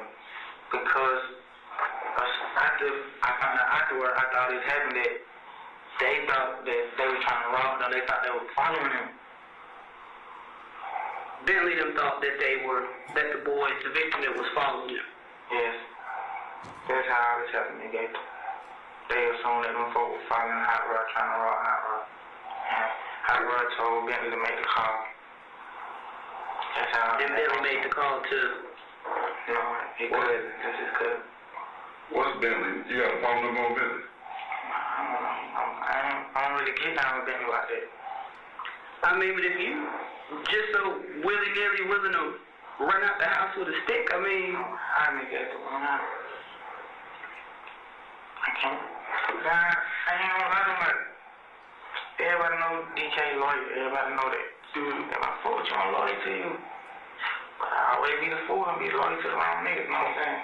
How close are you and Nard? I ain't gonna say we that close. Like, he had Jay got out from going to bed, I'd say, like, probably a year or two, you know what I'm saying, ago. He got out from going to bed. And, man, like, we started hanging out. We started getting out together. Started popping my together. The day he gave you that stick, whose stick was it? Or word? In the spot, like, it was in case somebody tried to come in the spot. You know what I'm saying? Where's the spot? The spot is off of Banbury. Whose spot is that? It's Hot Rod spot. On Banbury? You know the address? The street is off of Banbury? Yeah. I don't know the address. It's just basically a spot where I go. If I be fucked up, I ask Hot Rod to give me something. He'll give me some money, give me some drugs, get a house. And if Adam got a car, like I ain't really connect on the Hot Rod like that because I don't want to get cut in every time they have to come. You know what I'm saying? So I take them to Hot Rod. You know what I'm saying? Like Hot Rod wouldn't let them be in there unless I was there. You know what I'm saying? Shit like that. What kind of spot is like? What is the trap house? Trap house, everything. Yeah, I don't know. A fencing spot, you can chop cars, get dope, get guns. I pull up brand new car, he'll look at the car, man, whoever got the chop shop, and he'll be like, yeah, he want it. Then, So he was doing that. who was that? That mom. Who was that?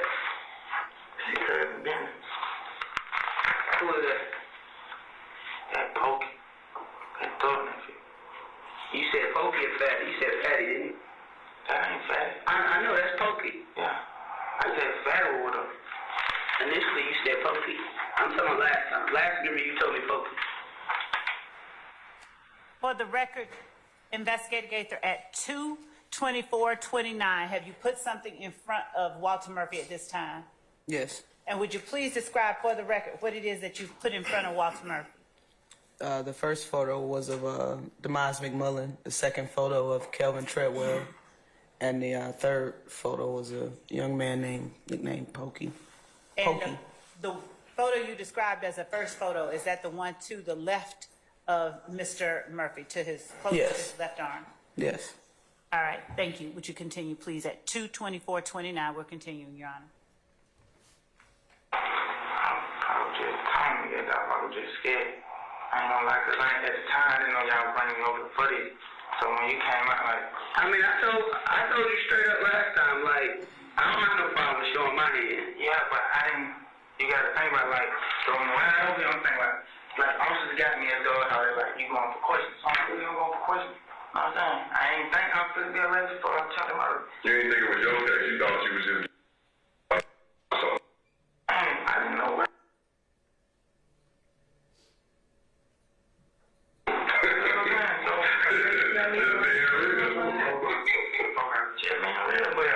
Now look, who all was in the car with you? It was me. What's Fatty real name? I don't know your real name. That's Pokey Farm. How well do you know Fatty? I mean, him through Pokey. He stayed in the... At 2:25:29, who all on this date did Walter Murphy say was in the car with him? Himself, Nard, and Fatty. Go ahead. Starting back at 2:25:29. What's it called? King Smith? Yeah, he stayed in the complex called King Smith. My mom stayed out there. But at the time, he was in a little clique, a gang called Slum. You know what I'm saying? Mm-hmm. Who was that right there?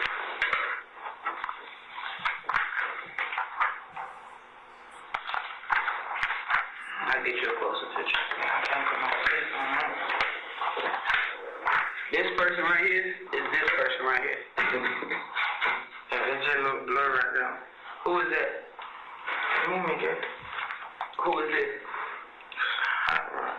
And who is this? I don't know who that is. Right here. He was at the store too. Yeah, he was. I don't know him though. I don't know that guy. Who was that? That's Ben.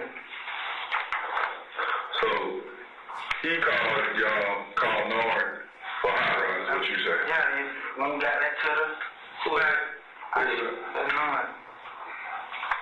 When we got that to the spot, I think I had Ben. I was like, what the hell?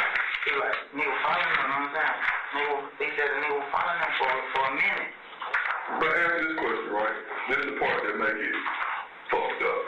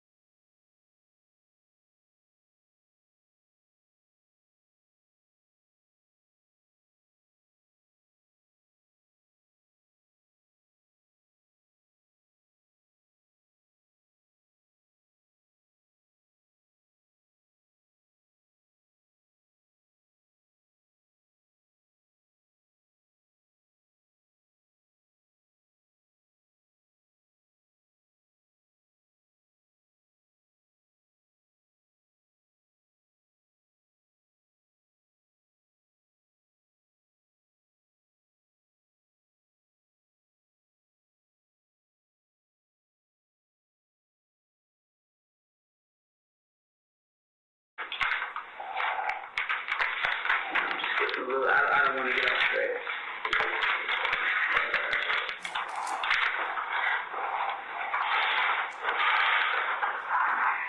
So Bentley and Nard are no relation. No, they cousins.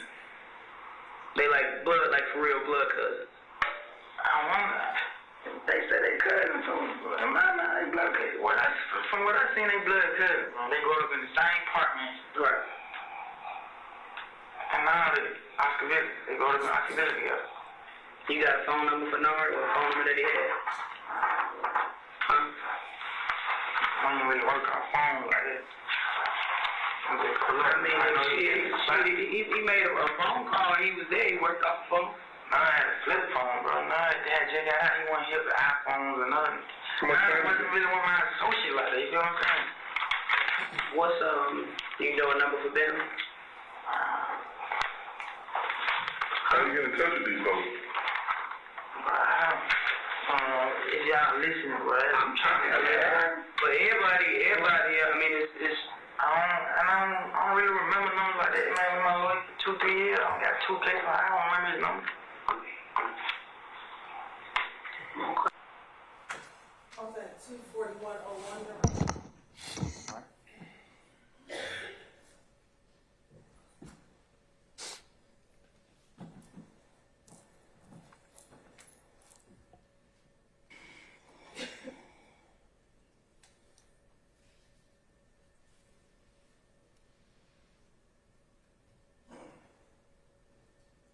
I'm sure you've heard that what me and Dennis and investigator.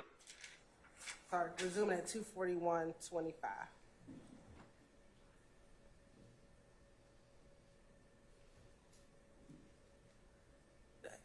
That's bloody. You want me to start? Or do you want to ask a question? Oh. Resuming at 24125.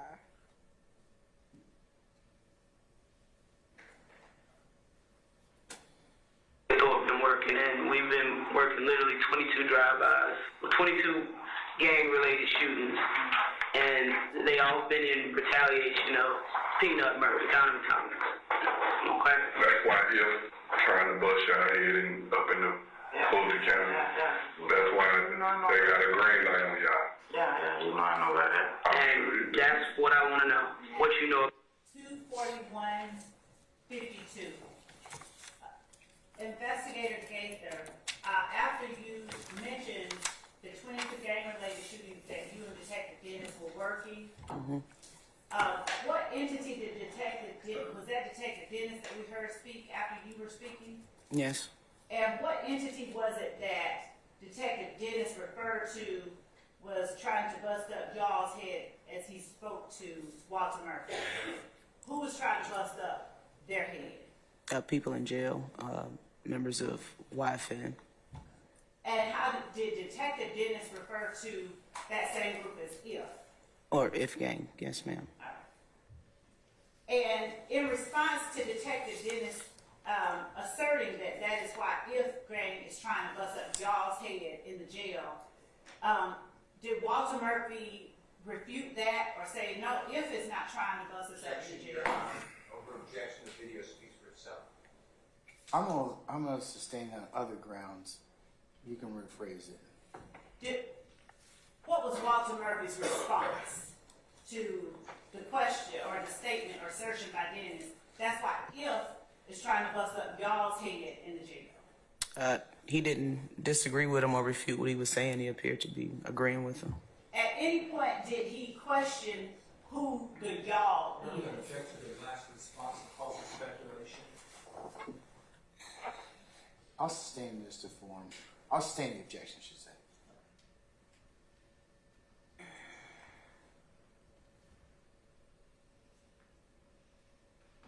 At any point, did Walter Murphy ask for clarity about who the y'all were that you spoke about when you referred to if trying to bust up y'all's head in the jail? No, he did not. And at any point, did Walter Murphy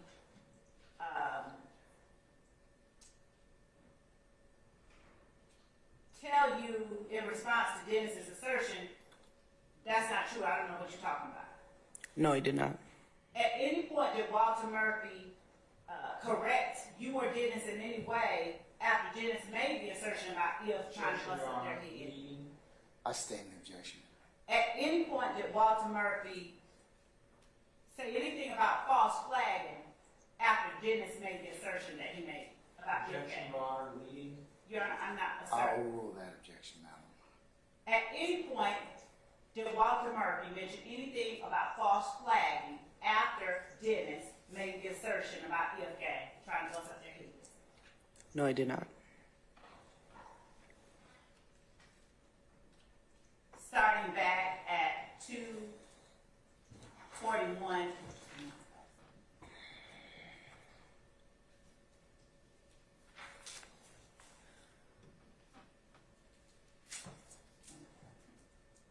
$241.25.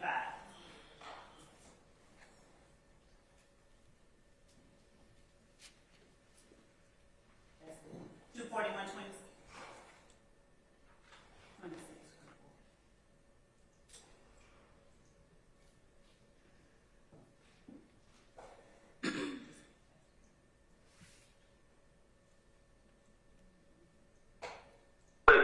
Me and Dennis and Investigator Thorpe been working, and we've been working literally 22 drive-bys, 22 gang-related shootings, and they all been in retaliation of peanut murder, Donovan Thomas. Okay? That's why you're trying to bust your head and up in the Fulton County. That's why they got a green light on y'all. Yeah, you know I know about that. Your Honor, I was trying to let the response be heard and they talked over it, so I'm going to, with the court's permission, rewind to 241.25 because I paused to ask questions. All right, okay.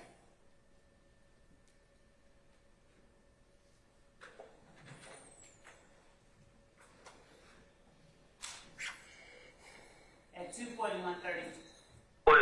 Me and Dennis and Investigator Thorpe been working, and we've been working literally 22 drive-bys, 22 gang-related shootings, and they all been in retaliation of peanut murder, Donovan Thomas. Okay? That's why you're trying to bust your head and up in the Fulton County. That's why they got a green light on y'all. Yeah, you know I know about that. And that's what I want to know, what you know about this murder. I was in the hospital when it happened, but... Detective Gaither at 241.56. Would you tell the jury what a green light is? Green light is basically permission to harm whatever an individual is that's green lighted. And is that a term that you heard frequently during your time in gang unit? Yes. Was it consistently used that way? Yes. Go ahead.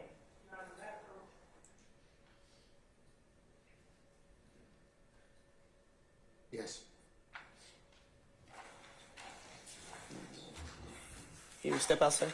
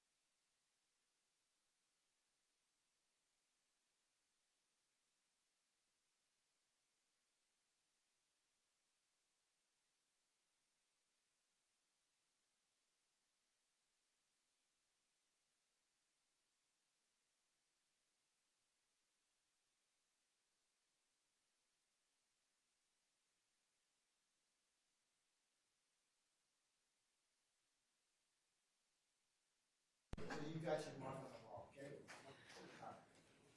Come on, come on. Oh, so you want us to continue? Yeah, yeah. They said to be ready for a break. Oh, thank you.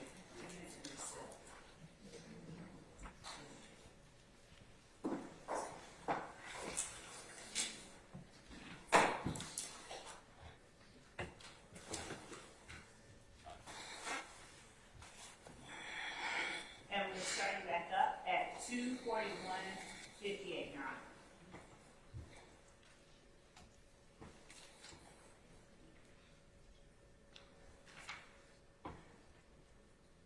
Goddamn.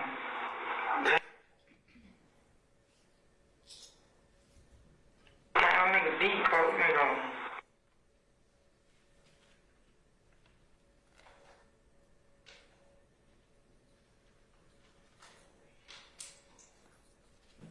We're pausing at, I know. Goddamn. we're pausing at 2:42:00, and we'll pick up at 2:42.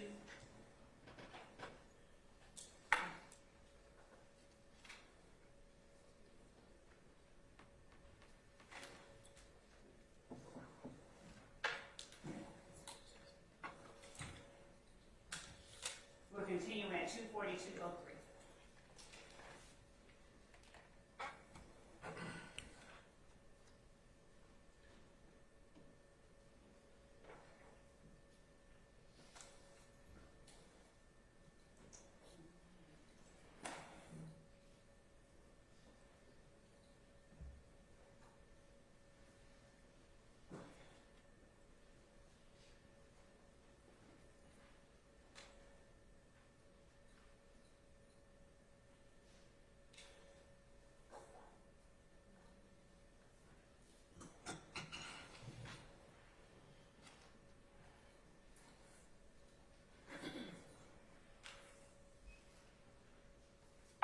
That shit gonna blow. That shit gonna be ugly, boy.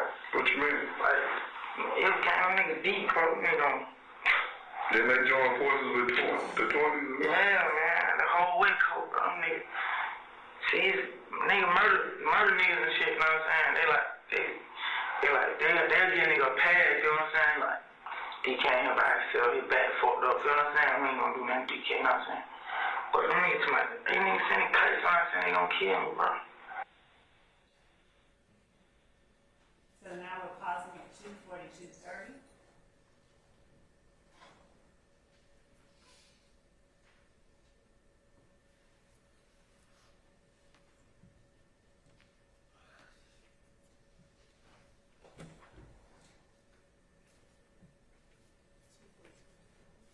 And we're starting at 2:42:51.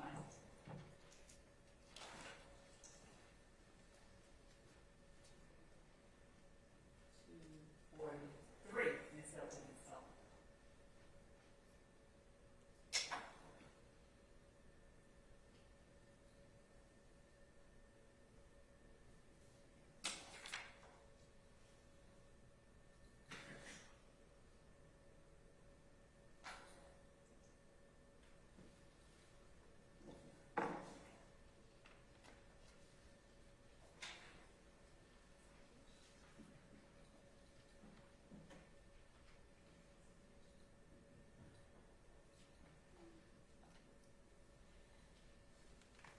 Before we actually, let me just ask you this, investigator. Did Mr. Murphy mention being in the hospital in January and February of 2015?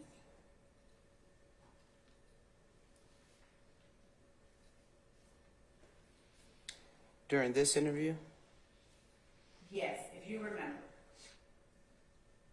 I don't believe he did. All right. Are you certain about it? No, I have to. I'll overrule that objection. Are you certain about it? I don't recall. We're showing you portions of the interview from August of 2015. Refresh your memory. Sure. You want to show that to defense counsel, please? Yes, Your Honor.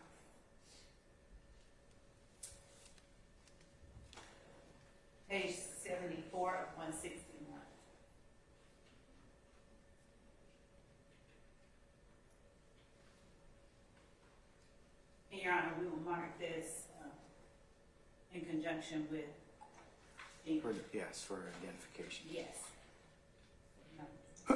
Excuse me.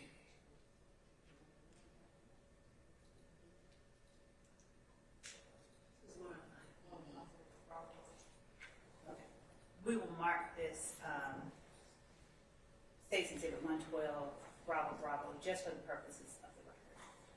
Showing you page 74, 161, just at the bottom, line 23, counsel. Okay. Did Mr. Murphy mention being in the hospital in January and in February of 2015? Yes, he did. Thank you. Now we're starting at 2:45:29, Your Honor.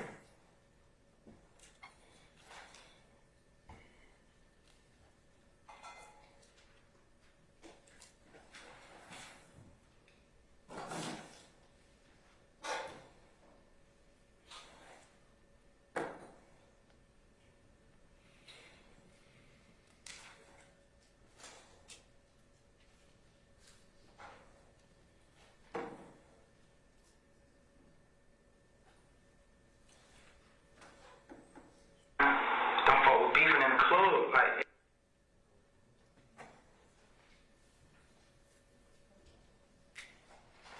Cause I seen nothing. Wait, oh.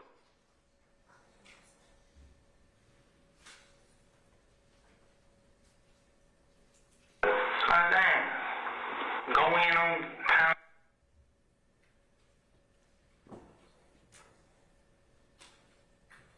We're going to start back at 2:45:29.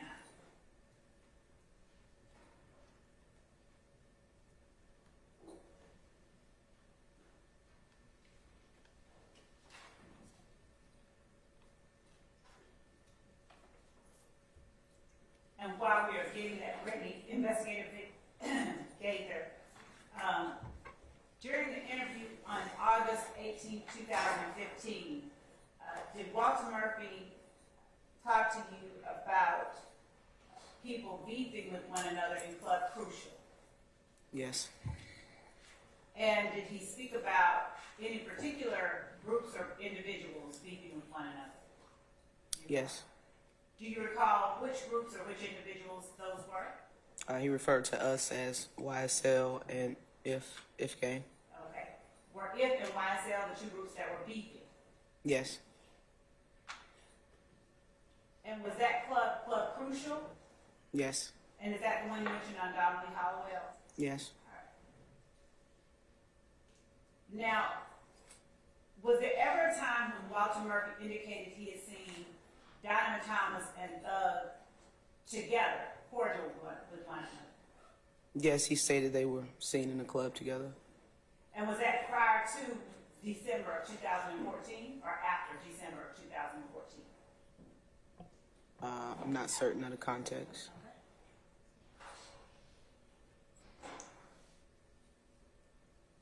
Did YSL have a gambling house that you all were aware of within the gang unit at the Atlanta Police Department? Yes. I stand the question. Did APD gang investigators identify a location where YSL people like to gamble? We did. Where was that location? It's a few years ago, to the best of my recollection, I believe it was somewhere near Moreland Avenue, Moreland Avenue? somewhere in that area. All right. We're starting at 2:47:07.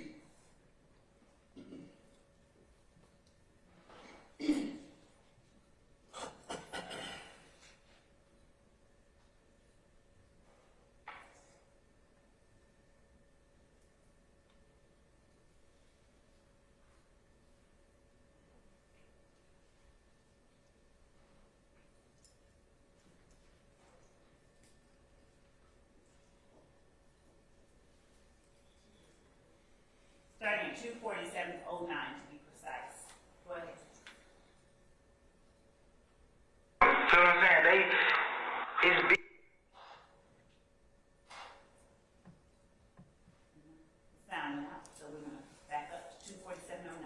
and why we beefing. I mean, they said they're gonna kill us.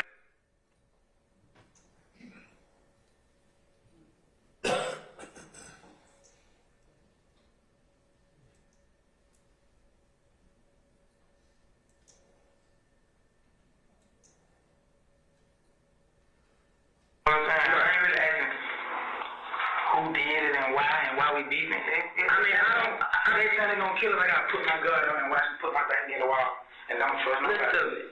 Listen, from what I know and how close you are with Doug, and just like you said, ain't nobody just gonna be up in hot by a spot.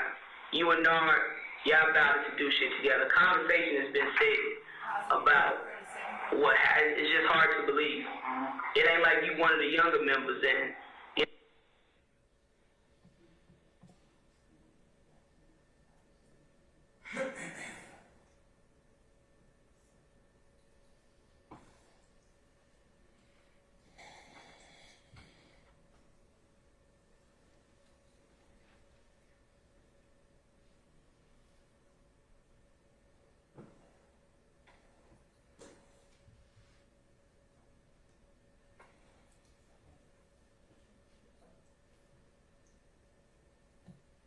24707. I don't really ask me like what happened. You know what I'm saying? It's beef between this gang and Slime, so that's just what I go off for, I guess. You know what I'm saying? I ain't really asking who did it and why we beefing. I mean, they say they're gonna kill us. I gotta put my gun on and watch them put my back against the wall and don't trust nobody. Listen, from what I know and how close you are with Doug, and just like you said, ain't nobody just gonna be up in hot by a spot. You and Nard, y'all about to do shit together. Conversation has been said about what it's just hard to believe. It ain't like you one of the younger members and, you know what I'm saying, you just new to the crew. I don't know who did that. You serious when I said? So it's almost like. From what you told me, you one of the founding members. That's what you told me last time. Man. What you got, bro? Then it was just me, Thug, and Mundo, and Slow. These folks, I'm running all type of niggas, Rich Homie Corn, all type of niggas in Slime up. You know what I'm saying? I branched out from them folks. You even said you stopped seeing me for a minute. That's what I'm telling you. I branched out. Pausing at 24817. Detective Gaither, did you understand who Walter Murphy was speaking of when he said, bitch, homie Quan? I did. Would you please tell the jury who he was speaking of when he said, bitch, homie Quan? The rapper, Rich Homie Quan. And when he spoke about the beef between If Gang and Slime, did you have any understanding based on your investigation what Slime was, or the entity Slime, what that was meant to refer to? Yes. Who? I sustain the objection.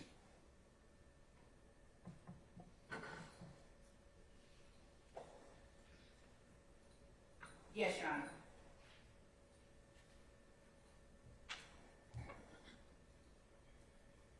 Those started fucking with, you're not listening. Those started fucking with Wood and them, bro. And Yak and Duke and Roscoe. You know them folks. I've been with Roscoe though, you know what I'm saying? Everybody know Roscoe. I was always cool with Roscoe, but other than that, I don't know who did that shit. What about you and Duke and Yak and all those guys? I don't fuck with Duke and Yak. Them niggas they just with us because he got the money, bro. Them niggas one Duke, the same nigga we got into it in the club, coming through a broken shit. You know what I'm saying? That shit. I don't know how dudes look at it and why you fuck with a nigga like that, but I don't get out on a nigga like that. I come around, get what I need to get from Thug. I come around, his sister will come around. I speak to them niggas, that be it. I be going on, talk to Duke and Yak, probably take a picture with them or something like that. I'm putting him around. Other than that, I ain't really kicking with them niggas like that. Only time I kick with them, we went on tour. That's the only time I kick with them. And when y'all went to compound that night, the bus shooting, I don't know if he told you Dennis saw him at compound. He got his gun. You told me about that. Yeah, he said it. I told about this. I mean, Go ahead.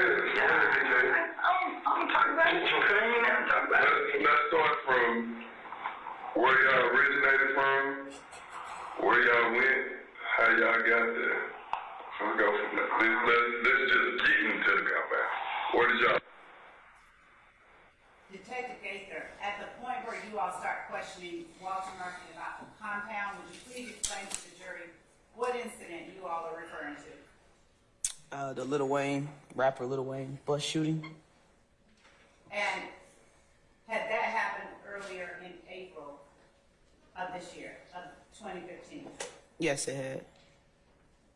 And up until this point, had you, in either of the conversations, during either of the times that you spoke with Walter Murphy, did you ever hear him refer to Jeffrey Williams as anything other than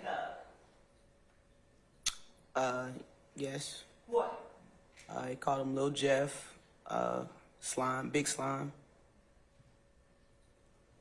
And which term did he use more frequently to refer to Jeffrey Williams? Basis. Your Honor, she was not always, there was restroom. I'm going to sustain the objection.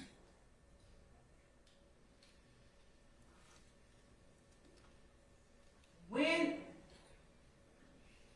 during the interviews, did you hear him refer to Jeffrey Williams as Little Jeff? I'll rule that, sir. I believe it was the first interview. Did you, up until this point, hear Walter Murphy refer to Jeffrey Williams as Little Jeff at any point up until this point in this interview on August 18th? No. Did you hear him refer to Jeffrey Williams as Thug? Yes. Was that frequent? Yes. Continue, please. Hold on.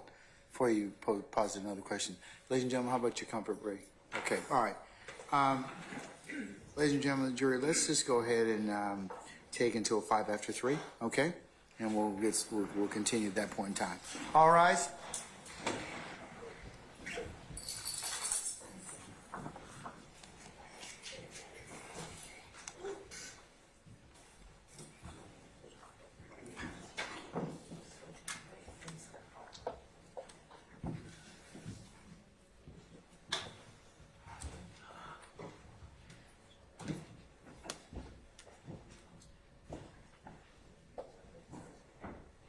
All right, ladies and gentlemen, our jury has left us. We're in recess until 5 after 3.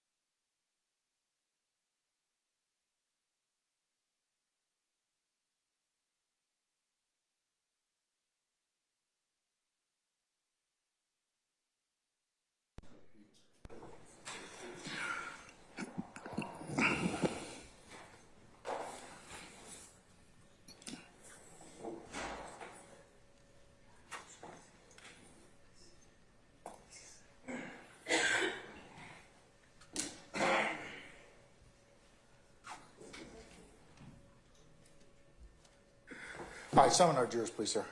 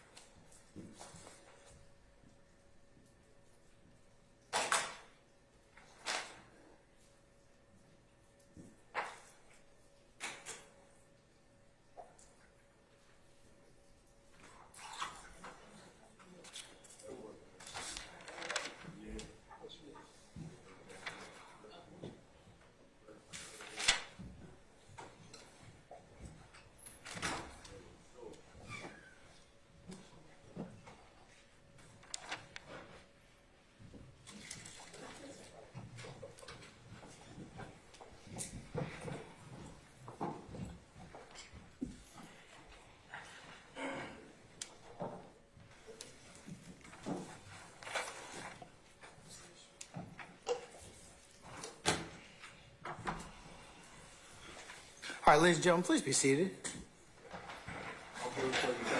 All right, thank you, Sergeant Ingram. All right, ma'am, you can continue. Thank you, Judge. For the record, Your Honor, we stopped at 2:49:46, and Detective Gaither, we were just about to get into the portion of the video where you all talked about the compound. But before we do, I want to ask you a few questions about your conversation with Mr. Murphy about the April shooting of Dexter Montgomery. Would you tell the jury what it is that you're referring to when you speak about a trap house? Trap house is slang term used for a location where drugs or illegal activity being sold. And when the term hit a lick is used, what in your experience is that meaning to refer to? To hit a lick means to commit a robbery. Okay. When Walter Murphy talked about Bentley following the Nitro on the night of the Dexter Montgomery shooting, was that consistent with what you saw in the surveillance footage? No, it wasn't. How did it differ? You can see the Pontiac pull out of the parking lot first, and then the Nitro was actually following the Pontiac. And when Mr. Murphy was asked why he didn't shoot after he ran up to the blue car the second time, did he ever give any explanation other than it was God that I didn't shoot? Not that I recall. I think that was his answer. Prior to Mr. Murphy coming in to the Atlanta Police Department with his lawyer on August 18, 2015, had he ever mentioned being afraid of the people in the blue Escort? No. Okay. Do you recall whether he had ever mentioned before coming in with his lawyer on August 18, 2015? Hold on, ma'am. Do you have an objection, sir? It is post-arrest silence. It is not his clients, Your Honor. I'll rule your objection. Did he ever, prior to coming in with his lawyer on August 18, 2015, and this is Mr. Murphy I'm talking about, did he ever mention to you anything about either Hot Rod or O.G. Bentley being afraid of the people in the Nitro, to your memory, of the people in the Escort, to the best of your memory? Prior to, no. And by prior to, what do you mean? Prior to this interview here from August 18, no.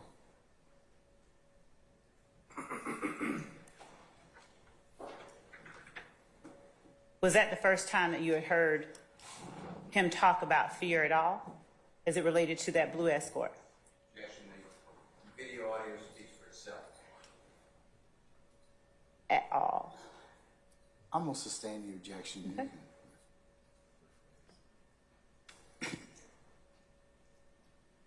And were you able to determine the location of what you call the trap house off of Branbury as Walter Murphy described it to you? I believe that later on that afternoon, Investigator Dennis and I did drive by the location just to look at it, lay eyes on it. Did Mr. Murphy ever expound any more on, in any context with you, on what he meant when he said in this interview on August 18, 2015 with his lawyer that DK, everybody knows DK is loyal? Did he expound on what he meant? Yes. I don't recall. Okay. Did he ever expound on what he meant when he said that he had done enough for Thug and now he just has him watching his sisters? He didn't say further than what was said in the interview. Than what was said in the video? Correct. Okay. Prior to coming in with his attorney on August 18, 2015, did Mr. Murphy at any time ever mention anything to you about making sure that the escort wasn't following the nitro after the shooting? It was a Ford Escape. I'm sorry, the Escape. Thank you. No.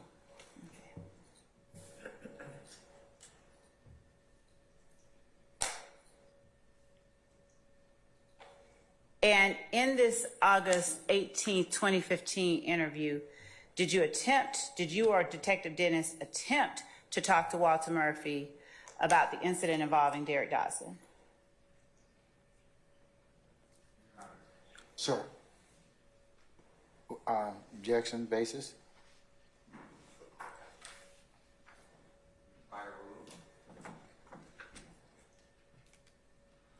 Hang tight.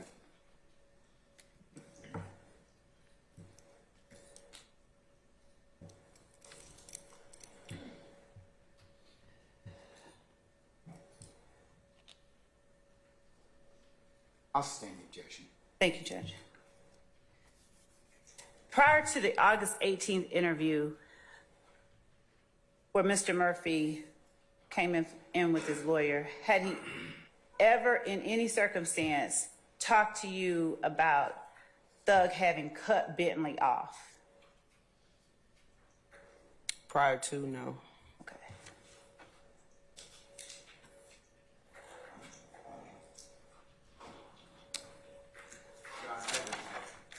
Basis.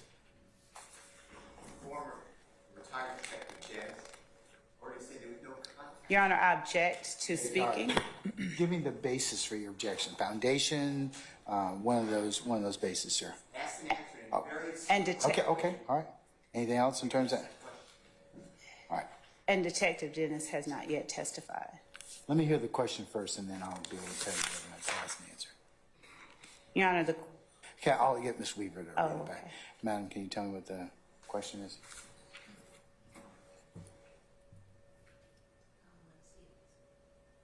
Prior to the August 18th interview where Mr. Murphy came in with his lawyer, had he ever in any circumstance talked to you about Thug having cut Bentley off? Answer prior to no. And then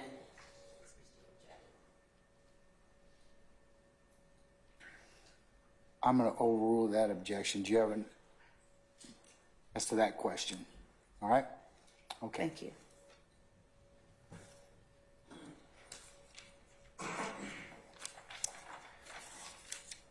Detective Gaither, as we get into the portion of the interview where you all are talking about the compound and the Lil Wayne bus shooting, during the interview portion where you all did discuss that, did Walter Murphy, generally speaking, tell you the reason that they went to the compound? Was it to enjoy a Lil Wayne concert? I sustain it as to leading. I'll overrule the other objection as to best evidence. So going back to the first part of the question, did Walter Murphy talk to you about the reason that he and others went to the Lil Wayne concert at the compound the night that Lil Wayne's bus was shot up? Yes. Generally speaking, would you tell the jury what that reason was? For the concert. Do you recall whether or how Walter Murphy described Lil Wayne's relationship to Jeffrey Williams, to his knowledge? And I if don't you recall. don't worry about it. No, I don't recall. Thank you. We'll start at 2:49:46, Your Honor, keeping in mind the court's rulings.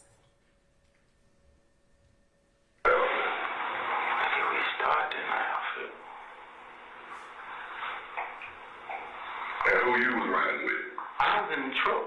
Which truck?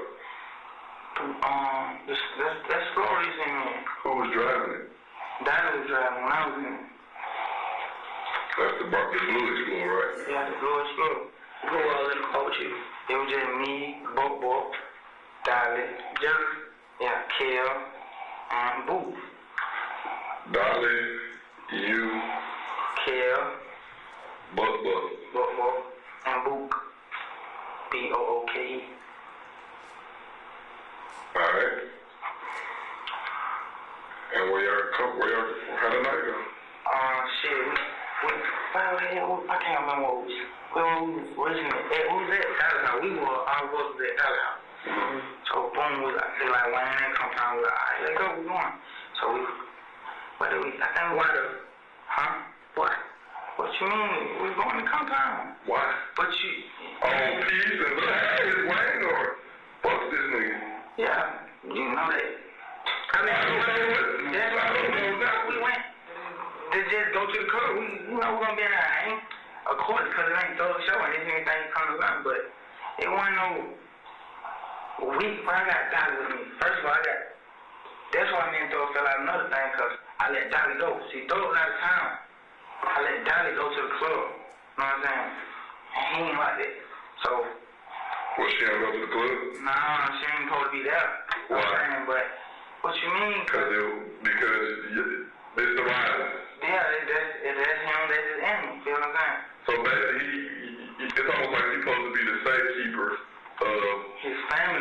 His close, and he trusts you with his sister and his family. All that shit happened with nothing on him. Anytime they gonna kill his mom, they gonna kill his sister. That's why he just want me to stay with him to tell him, bro. That's all he asked me to do. You know what I'm saying? So you link up with them.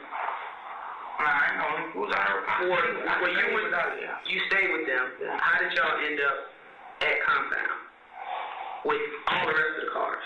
We just pulled up and all them niggas was already there. Nah. I'm saying. Listen. Let me explain it to you. Like she said, we've been investigating stuff start to finish. Yeah. So it's certain stuff that we already know without you telling me. But I want you to tell me. You got me? At 2:52:26, Your Honor.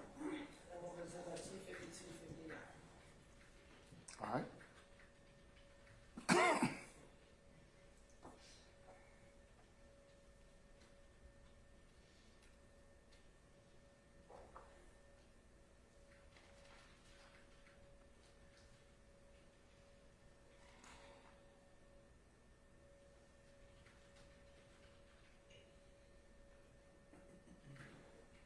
Resuming at 2:52:55. Before y'all went to compound? Studio Metro? I thought we went to Blue Eye first. I saw the truck and all y'all at the studio before compound. So that's what we was at. I mean, I'm asking you. Robbie on James Percocet, and I got prescription for Percocet, so I stay on them 24/7. Do you remember before y'all going to compound, y'all leaving the studio? I do not remember that. No, Did y'all go? You said y'all went to Island. That's why, but we went afterward though. After compound. Yeah, we went afterward. I thought we went there before and after. But obviously, y'all said we was at the studio. What happened when y'all got to compound? Shit. Roscoe them tried to go in. They said they want to let us go to men. So Dolly and the other sister Dora tried to go in. They won't let them in. You know what I'm saying? So shit, we was out there. And then they like shit. They ain't come out. They or us? Nah, they act like they ain't come out. So you went out there and turned up. Yeah, you know, I was trying to go. You seen me? You said that, but you were a part of it. We also talking about this, so your attorney can hear what we talking about, because I told you was there. I was there. And you didn't tell me that he was there. So I can't argue when that's what I'm saying. That's why I want when you tell the story. I want you, I know what I know, but he don't know. So where there ain't no secrets and we on the same page talking about the same thing, let's talk. You see what I'm saying? Because I know what the vibe felt like. The vibe felt like some shit can happen. Yeah, that's what. Man, listen, bro. I went with Donovan, bro. Them folks we came to party, bro. Them folks came on some whole other shit, man. You know what I'm saying? What folks? Because you just said, Wayne at the club, I'm taking Donovan's door now, bro. You know what I'm saying? Of course we're gonna be in there. When you get on the stage, fuck you, you know what I'm saying? But I wasn't going to do nothing stupid like that, but I had Donovan's door with me, bro. So where the gun come from back at the car? That's just for my protection. I go everywhere with my gun, bro. But how y'all protecting somebody and y'all the one that... myself too, though. But y'all was the one bringing the problem. Right. But then that happened at the compound, though. That's where it originated. Anyway, we're stopping at 2:55:38, and we'll resume at 2:56:35. Detective Gaither, while we're waiting on that to resume, at any time before or after Walter Murphy's August 18, 2015 interview, did he explain what he meant when he talked about fuck you when you get on the stage, as it pertained to the Lil Wayne concert and them being there? I don't think I understand what you're asking me. Do you recall hearing during Walter Murphy's interview him talking about saying fuck you when Lil Wayne got on the stage? Yes. And who was he talking about saying fuck you, and to whom was he talking about saying fuck you? Objection, Your Honor, speculation. Your Honor, she was in... Hold on, I'm going to send the objection as to being compound, but I'll allow it. All right, starting out with who he meant or who he was referring to, telling someone else, fuck you. Who is the person or persons that he was talking about that would be saying fuck you? YSL members saying F you to Lil Wayne, or people on stage with Lil Wayne.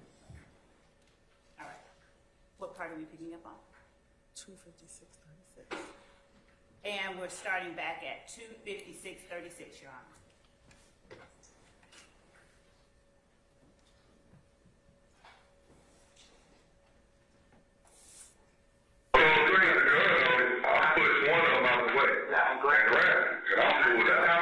And I pulled out. So the girl was like, why you pulling the gun on me? That's Dora.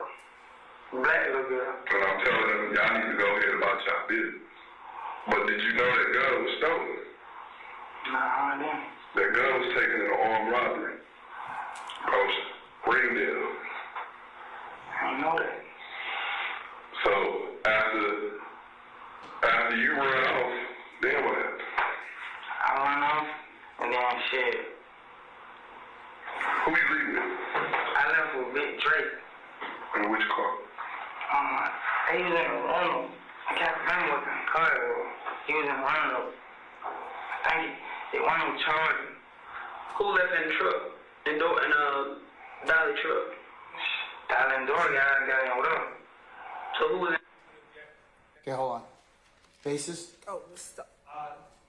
The upcoming passage, lack of personal knowledge. The declarant has a lack of personal knowledge. Yes. Yeah. If we may respond, Your Honor, the person, we argue this, and the person talking to them was there at the compound. Mr. Murphy was there. Full rule, sir. Yeah, Your Honor, can I say one more thing for responding to the state? You just said you ran off. He has a lack of personal knowledge. Who ran off? Mr. Murphy, Your Honor. you just said on the tape. I'm gonna rule the objection, okay? Thank you. Thank you, sir. Your Honor, we'll resume at 2:57:36. Everybody who's still in there. I mean, and one person got in. 20 people can't fit one. No. One dialing door got out, and one extra person got in. Who? Shannon. Shannon got in dolly truck. He was driving it. Boop started driving. Boop the only license. So Boop was driving dolly truck. Where did you guys go when y'all dialing door got in the call Big Drake? And where that Big Drake? That when somebody called door and told him dialing door was out there. So he got me on the phone. He just started. You know what I'm saying? I can't trust you. All that. You know what I'm saying? Why you got my sister on? I'm like, bro, to be honest, I ain't know all these niggas for to be here, you know what I'm saying? Right. And I ain't know niggas coming out the Cal 5, you said Cal, yeah. I ain't know that, I thought we were going in just this one, fuck one, you know what I'm saying? I mean, but don't you think that would start issues and problems? Yeah, you know that, but me just being young and dumb, and I mean, you ain't that young no more. You getting older. Right. And you know right from wrong. Right. And if he trusts you with his sisters not to go out there and do no stupid shit, you take him to it. Because from what I heard, Donnie was turned to, like, we finna go in here, say fuck them, blah, blah, blah, blah. So, yeah, I would probably be mad at you, too, if I was stuck. But you're supposed to be that one to keep them out of shit. So when Shannon got in, who was all left in the truck? Boop, Hell, Boop, and Shannon. Boop was driving. Yeah. Chev and Buck. Where did y'all go when y'all left? We went to Ivory. Y'all went to Blue Ivory. And how did y'all link back up with Peabody? At the studio. We went back to the studio. Before you got to the studio, how did y'all link back up with him? They met us at Blue Ivory. Then they gave Dolly back her truck. Mm-hmm. I went to the studio. How long ago, like time-wise, after she got that truck there? They were gone probably about, I want to say about an hour, 45 minutes. An hour and 45 minutes or an hour? Or 45 minutes or an hour. And what y'all do once y'all got back to the studio? What was the conversation? No conversation. Dog told me to take her home. Why'd y'all go back to the studio? To get her truck. Her truck wasn't at the studio. Her truck was at Ivory. We went back to the studio. You know what I'm saying? Just pull up. Pulled up. Shannon got out. Went in there with them. Who else got out? I think Bobo got out and went in there with them too. And we just left. Your Honor, we're pausing at 3 o'clock and 30 seconds. And we'll resume at 3 o'clock and 48 seconds.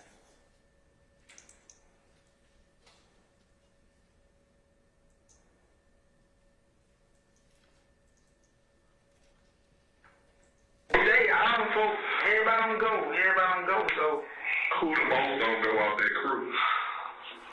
Shannon. We're pausing at 3 minutes and 50. Sir.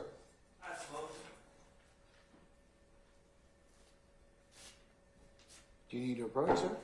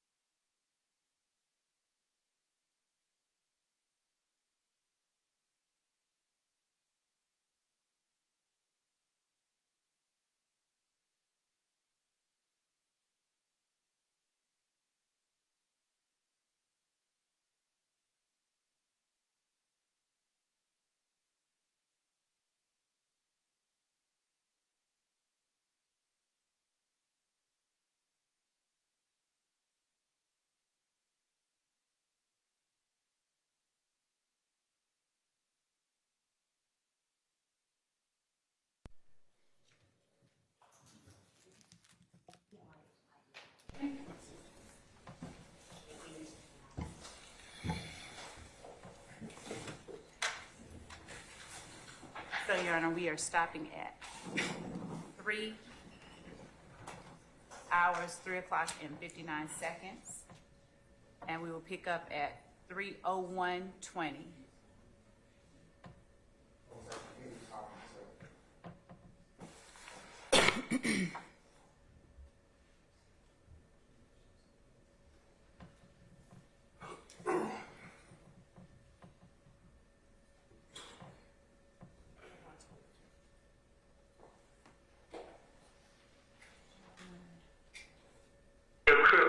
Duke, Roscoe, all them folk crip. So it'd be a little in-house competition between them and us, you know what I'm saying, blood, and even though all us slime though, you know what I'm saying? So the Pee Wee shoot, or who was in the car with Pee Wee? When y'all pulled back up in the studio, who was in the car with Pee Wee? When they pulled up at Blue Eyes, who was in the car with Pee Wee? Yeah. T4 and True. Who was T4?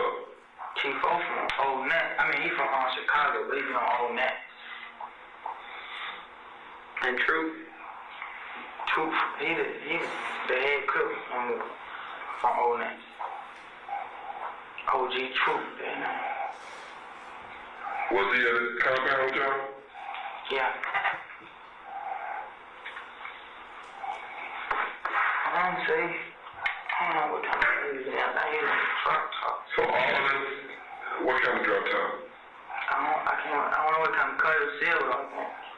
So all of them was in the car with Pee Wee? Yeah, T4 when they pull back up at Ivory.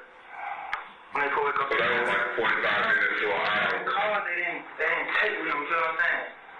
Some cars they didn't take with them. Pausing at 3:02:45, Your Honor.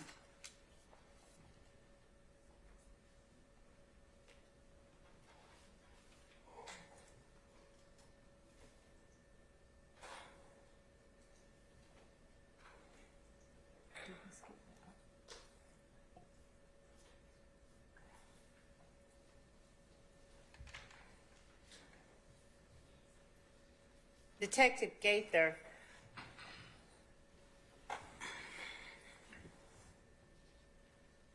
did Walter Murphy talk about there being a little in-house competition between the Bloods and the Crips within YSL, even though all of us slime? Yes. Thank you. 3:03:40.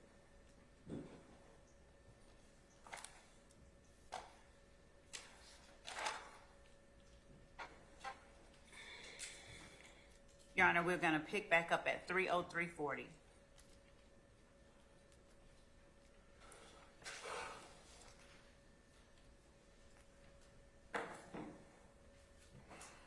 Some cars they didn't take with them. Do you think he was?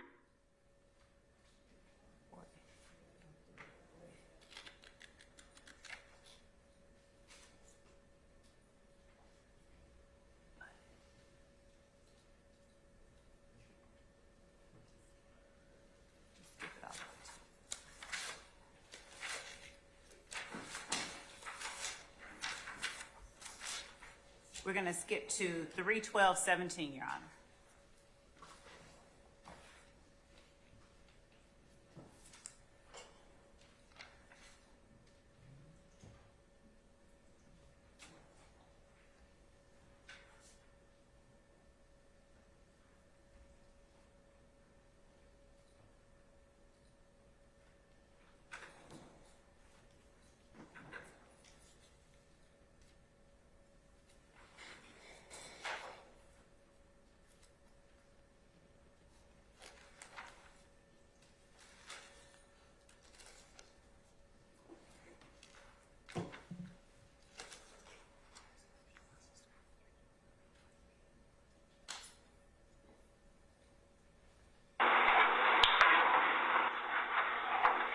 What else you want to talk about? I don't know what you know. You said it was something else. No, that was it. Can I everybody talk to him. Yeah, I want to start recording on it. I'll let you know. I ain't get it. No, I can't even see it. I ain't got nothing. That's why I was waiting on Joe, man. We'll get you one of you, we take it back. I appreciate it. Hold on, I'll let you know when it's At 3:12:57, and we will pick back up, Your Honor, at 3:18:17.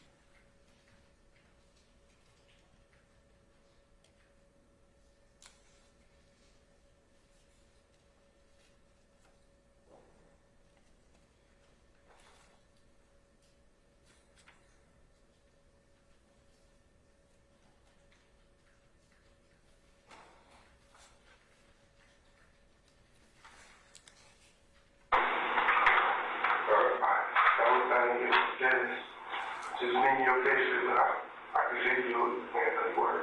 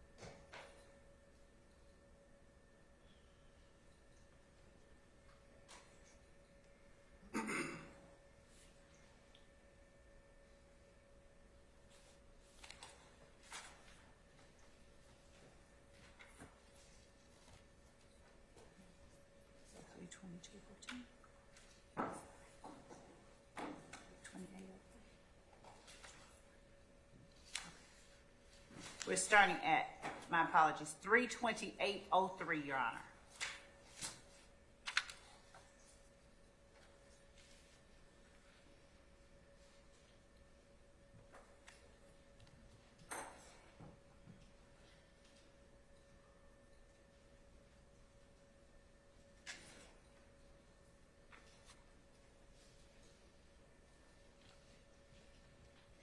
Anything else?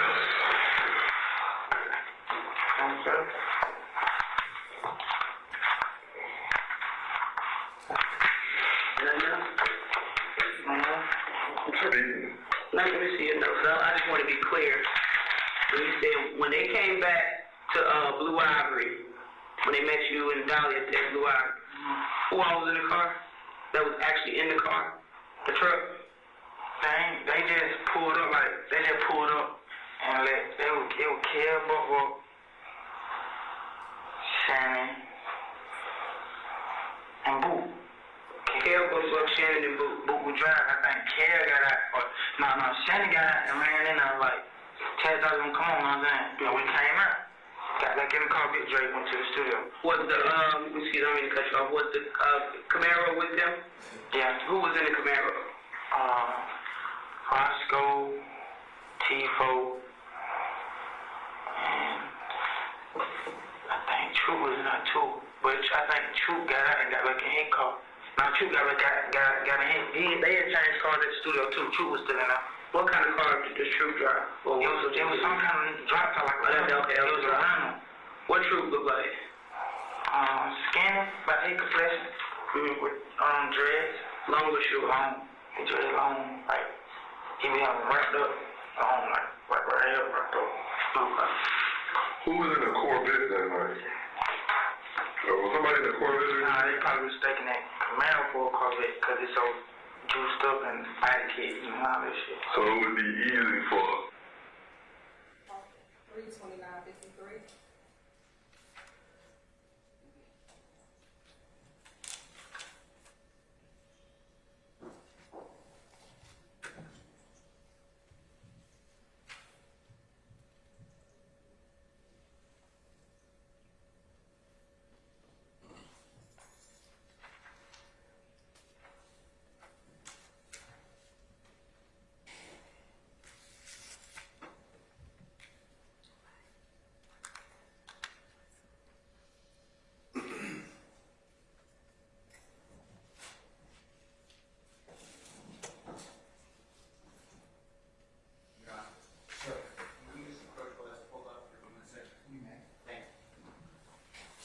Mr. Busser.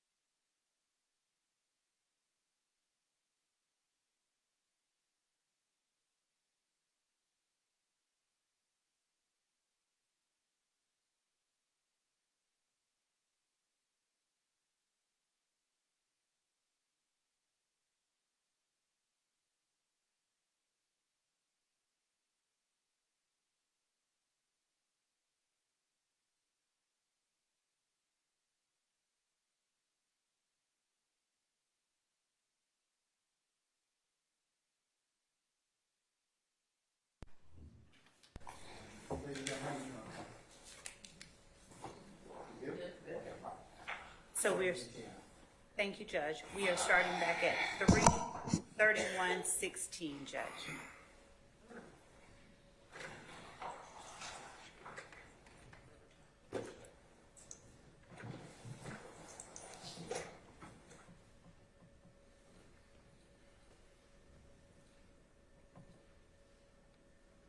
Green screen.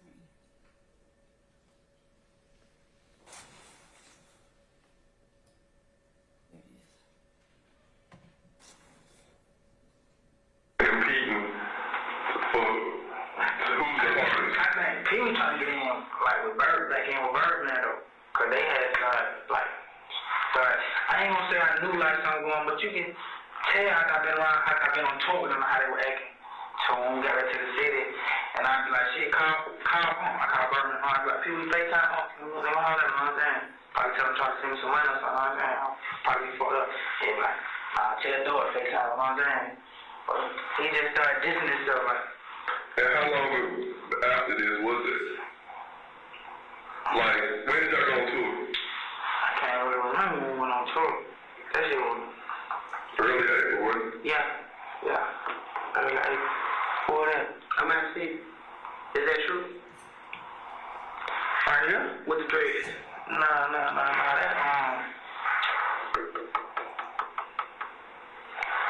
where that nigga that from, man? I don't know his name. I know he from though. He quick though. I think. He from 4 seasons, I think. Him like that. Y'all, so what y'all doing in jail? Like, how YSL protected themselves in jail? Y'all, cause it seems like y'all lined up with Chris and stuff too. Pausing at 3:32:40 or 39. 3:32:39. And we're starting back at 3:32. Well, I mean, who gave me problems? Well, who you on the floor with? Who in the same room? I'm on the floor with nigga who on everything, man. Who? Kiwi. Ralph. Raphael from somewhere. And then him and Thor Ben had a vendetta about some bitch, you know what I'm saying? What about kills? Shell kills. I ain't really seen Kev out on the street. Like, when I first got in there, cover my blood on my life, I made them describe how Kev looked, you know what I'm saying? So you don't even know what he looked like? I know what he looked like, but you gotta think we in the club, a lot of niggas that look alike, you know what I'm saying? Everybody dressed alike, you know what I'm saying? So it's hard for me to actually remember how he faced. Look, I know he was short, starky black, nigga. Did you ever go to Crucial when all the beef and stuff was going on? Yeah, I did. What was that like? Man, that shit was hell. I ain't go back, boy. Didn't feel right? They feel like a death trap? Oh, yes. They got a fight that night. They got on the wood that night. You was there that night? I think they got on the wood like 2 times though. Where you was at? That was the second time. Where y'all was at?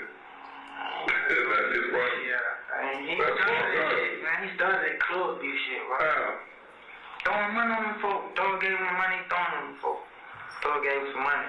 He ain't throwing them. He didn't. He just flashed it. Damn, then you know everything. The first, I think that they say he threw them. You know, that was the word. Was the first time they say he threw them. He was throwing money. I think he was throwing ones on them folk, bro. He had the big bankroll. Go ahead, you can speak on it. I'm saying that was. I wasn't there when he did it. I was there when he got talking the second time. Like soon we walked through the door, the nigga didn't even hesitate. Pausing at 3:34:53.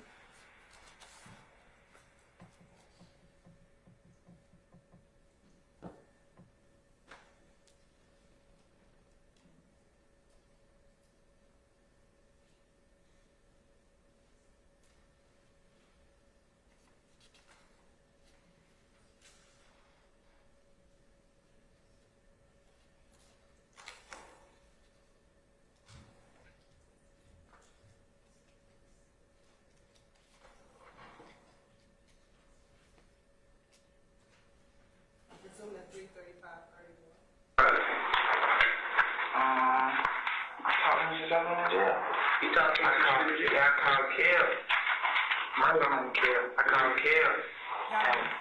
I'm trying to wait. You just put me on. 3:35:29. We are backing up to 3:35:29.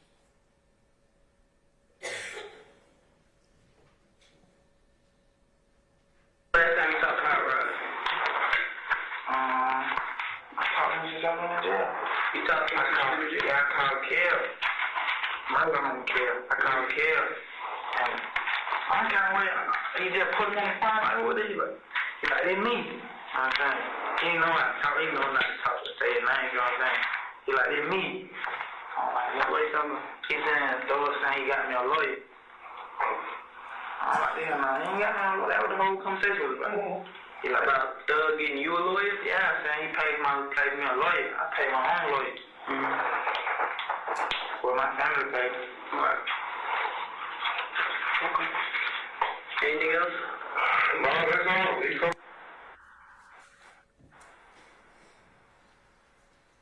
We stopping at 3:36:16.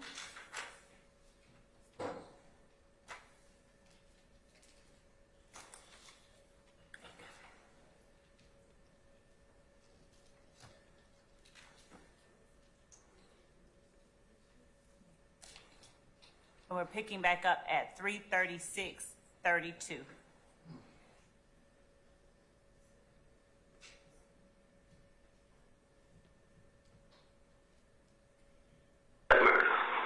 That's what we assisted in. Until that's down, nobody's safe. Okay. And that's why it's clearly, y'all know that with him, but you got YSL on your forehead. But I definitely, when we take you back, what's the lady name? Light-skinned lady? They brought you down? The times, yeah. I don't got no poor. You gotta talk to Lieutenant what's his name, Johnny? Watch around, you gotta talk to him. You sure you want to be in the medical ward, though? Huh? You gonna be isolated if that was to happen? Am I gonna be isolated? No, you are going to be isolated. Why you say that? Because that's the medical ward. No, it's a medical floor. Y'all saying like the infirmary. No, the medical floor. Yeah, the medical floor ain't isolated. Okay. I'm telling you. Listen to the Listen, when y'all say isolated, put a definition on it. I'm about to explain it to you, okay? When you go to the medical floor, you think y'all be locked down now? You're going to be in your room probably 23 hours a day, and they're going to let you out an hour to use the phone, do whatever it is that you do. Okay, we help people get in the medical unit all the time because they want to be away from everybody. So if that's what you really want, by all means, I have no problem with letting them know because I want you to be safe, and if you need medical attention, you have her back. By all means, I don't want you in there fighting and carrying them. But I'm telling you, it ain't what you think. It is. Basically what we get at, most people go there and then they start pulling their hair out because they're alone. Because they by themselves and they're not around. Pause at 3:38:25.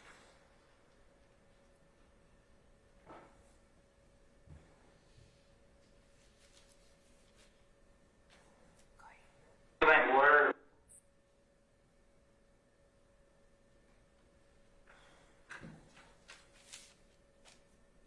And what all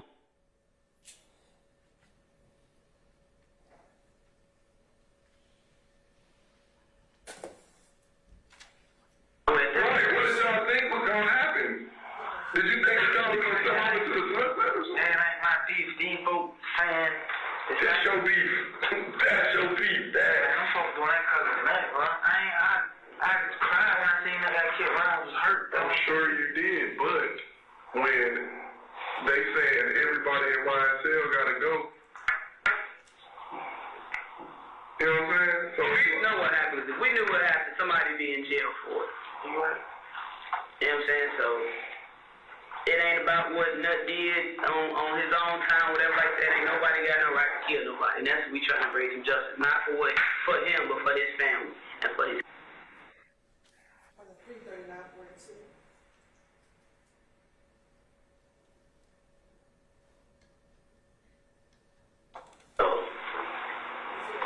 don't want to talk about. I can't force you, but I mean that's what we're concerned about. Yeah, I understand. And if you hear something, by all means, please let me know. I'll definitely get a need to find you. Department 34007.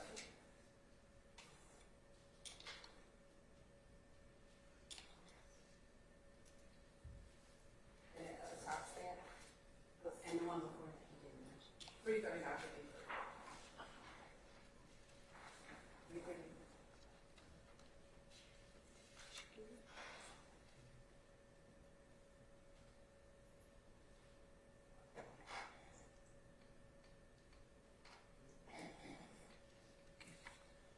We start 342.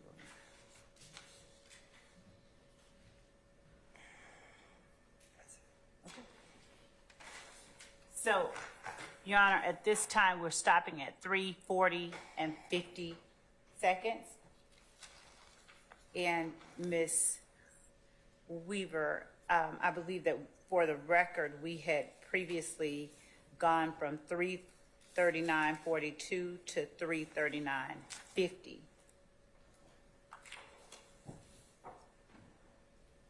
That portion was played. You also played 3:38:25, and then you didn't put a start time. Okay.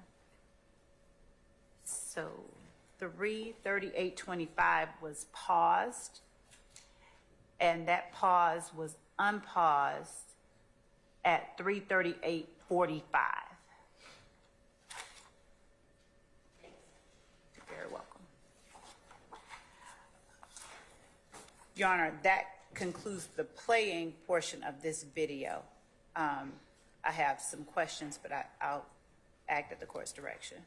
Can I see you and a member from the defense team? You don't need to go anywhere, Detective. Yes, sir.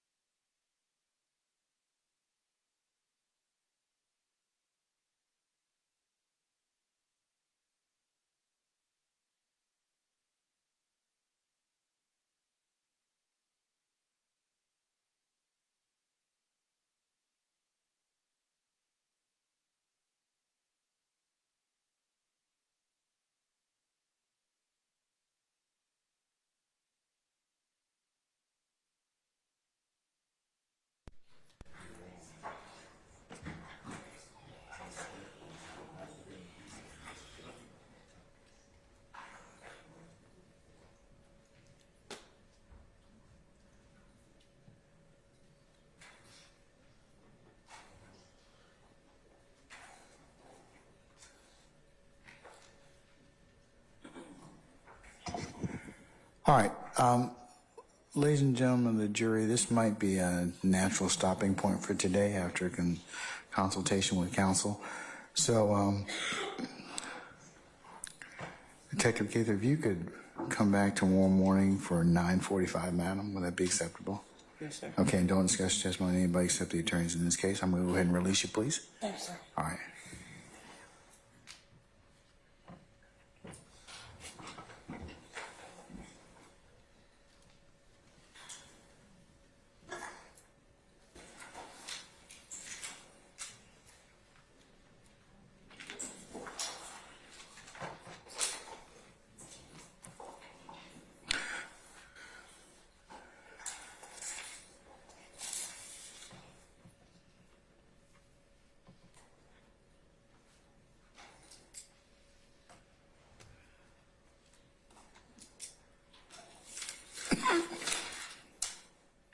Okay, ladies and gentlemen of the jury, we're going to recess for today. Tomorrow is one of the days that we'll begin at 1000 hours. So come here for 9:30, and then we'll go ahead and get started somewhere around the 10 o'clock hour. Okay? All right. Do you all have any ministerial inquiry of me? Okay, tomorrow's a regular day like today, somewhat today, and then as I told you earlier, Thursday and Friday will be administrative days for you. And the new pay scale takes effect then, okay? Excited? All right, pipe down. Okay, all right. Okay, and then we'll pick up the following week. All right, so ladies and gentlemen, unless you have any other inquiry of us or me, let's go through your nightly admonitions. Leave your notepads in the basket.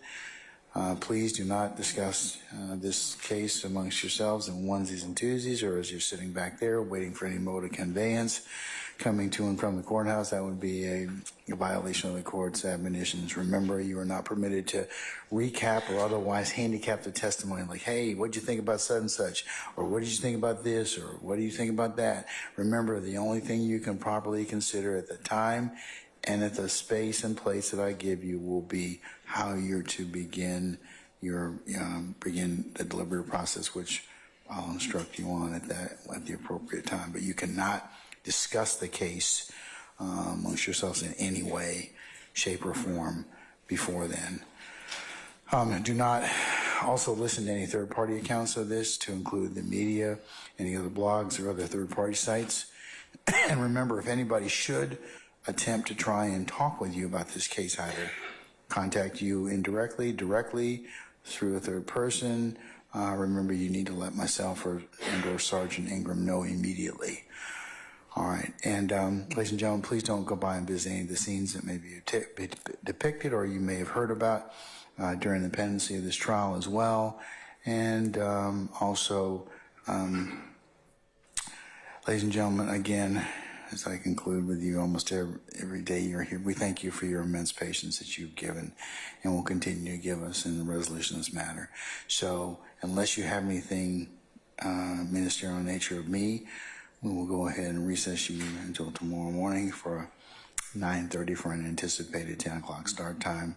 And that will be the end of our work week for you. Okay? All right. So unless you have anything else, all right. We're in recess. All rise.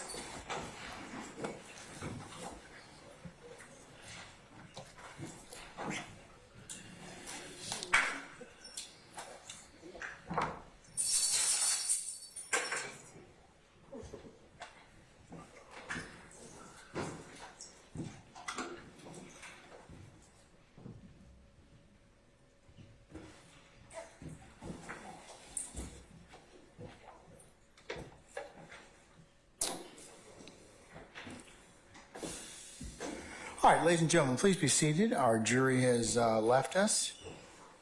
All right, before our jury, we excused our jury and recessed for the day. I wanted to just go ahead and cover the last bench conference that was had. First, it was just between myself and Ms. Love and Mr. Matthews Sr. talking about the scheduling for this particular witness in terms of how long the length was going to go. And at that point in time, Ms. Love said she might be at a point where there was a discussion about 2 jail calls. We did not talk about any substance those calls. I said I'm going to just recess in terms of discussion of those as we are now in open court. So, Mr. Matthews or Ms. Love, any clarifications, deletions, or additions to our bench conference for the good of the order? Because I just thought it was going to be scheduling to begin with, so. Yes. Okay. Yes, Your Honor. The court inquired as to how long I felt like I had to go with Detective Gaither and what a natural stopping point would be, and I advised the court and Mr. Matthews that I had maybe 30 minutes left of questions on this witness, but that there were also 2 calls that were sent to Your Honor and to counsel for the defendants on April 4th of 2024 at 8:52 a.m. in the PowerPoint, and they would be on slides number 135 and slide number 136. They are labeled on slide 135. It's labeled Stevens to Allison jail call. This is a jail call that Detective Gaither pulled on in August of 2015. And the call that is labeled Murphy booking call was the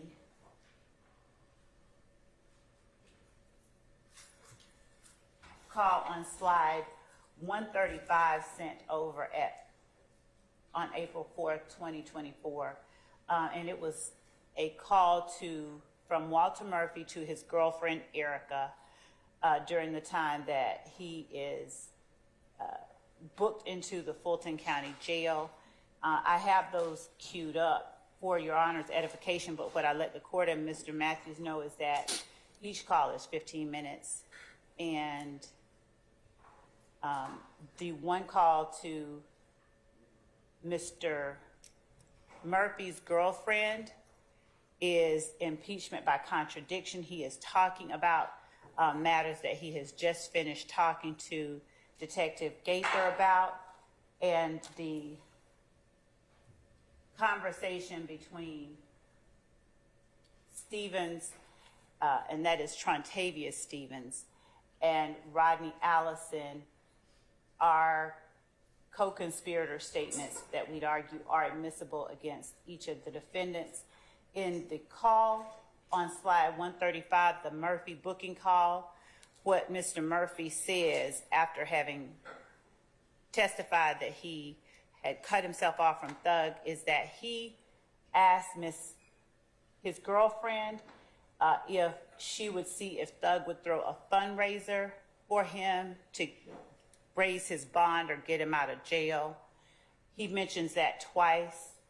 As for Mr. Stevens, Trontavious Stevens, to Rodney Allison, during their conversation, they discuss the fact that Little D and Detective Gaither will be testifying that Little D in this context refers to Quindarius Zachary, who had gotten arrested right around this time. Little D was talking, giving a statement to the police, and Mr. Allison, whom we've heard referred to as Hot Rod throughout the course of this day and yesterday, was telling Trontavious Stevens he needed to talk to Little D because Little D needed to stop talking. There are other comments that go to prove the association between YSL members, the nature of their relationship, and the nature of their relationship to the alleged enterprise that is YSL. And whenever the court sees fit, I can again play those for the court. Those are the matters that are related to just this witness, and that would wrap up, for the most part, the direct examination of Detective Gaither. All right. Gentlemen and ladies, did you get these two particular calls were they embedded first in slides 135 and 136, and did you get them earlier during discovery?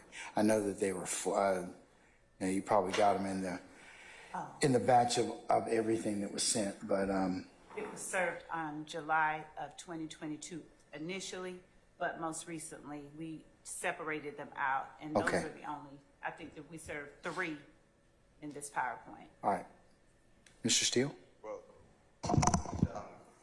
please let my email speak with, I believe it was District Attorney Atkins, when he sent that to everyone, including Ensemble Court. Do you remember what day that was, sir? That's a different one, Your Honor. He sent the one regarding the Little Wayne bus shooting. I sent the one regarding the Dexter Montgomery shooting, and mine was on April 4th of 2024. And again, I can re-forward it, but I copied the court and Mr. Kearns as well.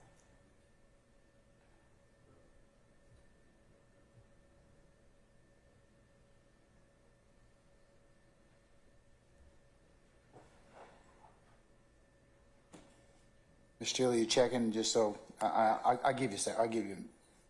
Checking. Okay. I do want the court to remember that on January 4th of 2023, when we started jury selection in the panel, I filed a motion which you ruled upon, the motion for the prosecution to reveal the specific jail calls that they intend to introduce into evidence and to provide any and all expert reports. Granted that motion, it was supposed to be done a while ago, so I think the state is late. With that being said, I have to refresh my memory on an April 4th, 2024 email, which I'm going to find now. And to help Your Honor, the email came around 8:52 a.m. Granted our motion, that motion specifically I referred to on November 17, 2023 at 2:07 p.m. about the jail calls. It said that the Honorable Court hereby grants this motion. The prosecution must reveal all specific jail calls that they intend to introduce into evidence in Stanton. Now I have to find the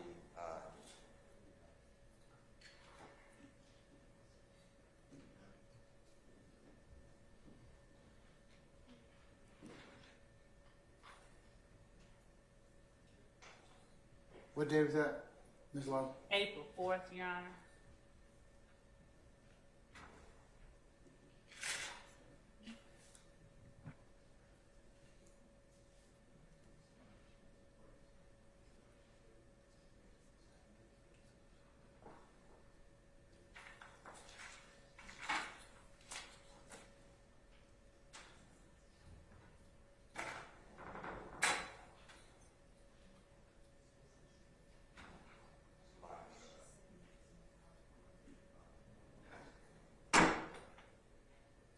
I have this, and I am familiar with the jail calls. I refreshed my memory.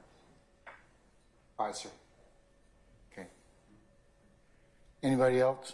And I'll be objecting, but And I would expect you no less.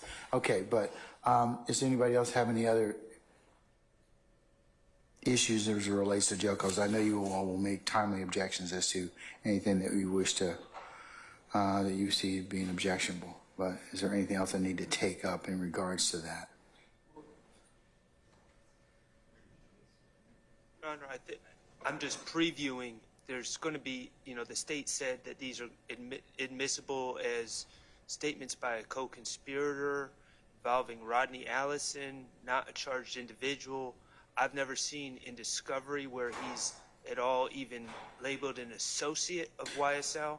And there also, it appears that this is discussing an isolated incident that is not really the RICO. It's an overt act in the RICO, but this discussion doesn't involve any of our clients. And as I stated, Rodney Allison, the idea that Rodney Allison is somehow a co-conspirator or a YSL associate, the first I've heard that uttered from the state yesterday when it's, or just now, I think I heard it yesterday when it started to serve their purpose. I've never seen any documentation at all, oral, in writing, on tape, that Rodney Allison is a member of YSL or an associate of YSL. But now we're hearing for the first time that he's a co-conspirator of YSL.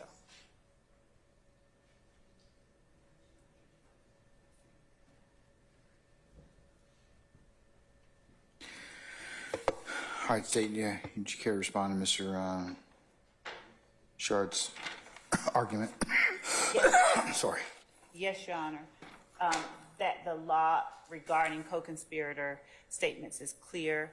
The persons alleged to be a co-conspirator in no way has to be named in the indictment or even a member of YSL. If I'm sure Mr. Shart listened to the jail call, and I'm certain that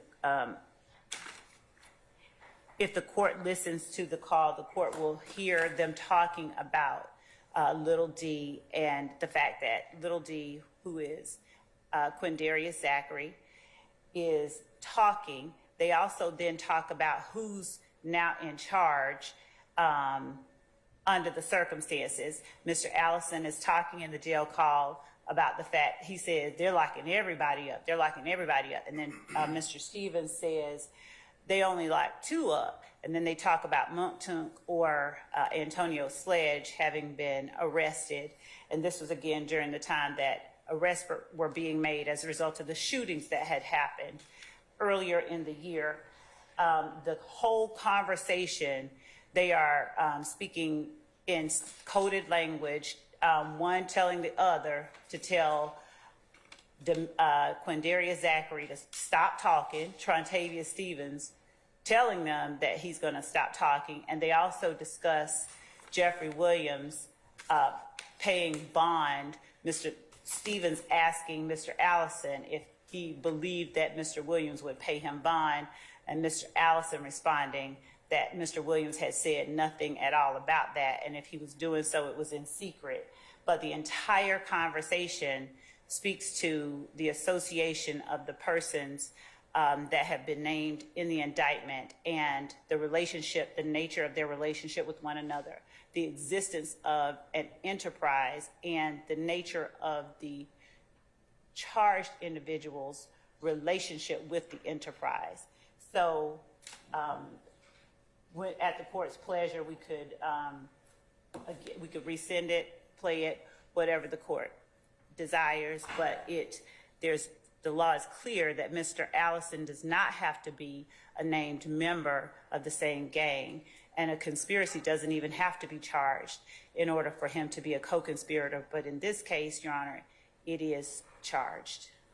All right. I'd like to cite, may I speak, sir? Sure. Okay, I apologize for standing. I'd like to cite to say that this is not spilling the beans and the person doesn't have to be a member of the conspiracy. Because if they're not a member of the conspiracy, then the person's just bragging or pontificating, or the courts say spilling the beans.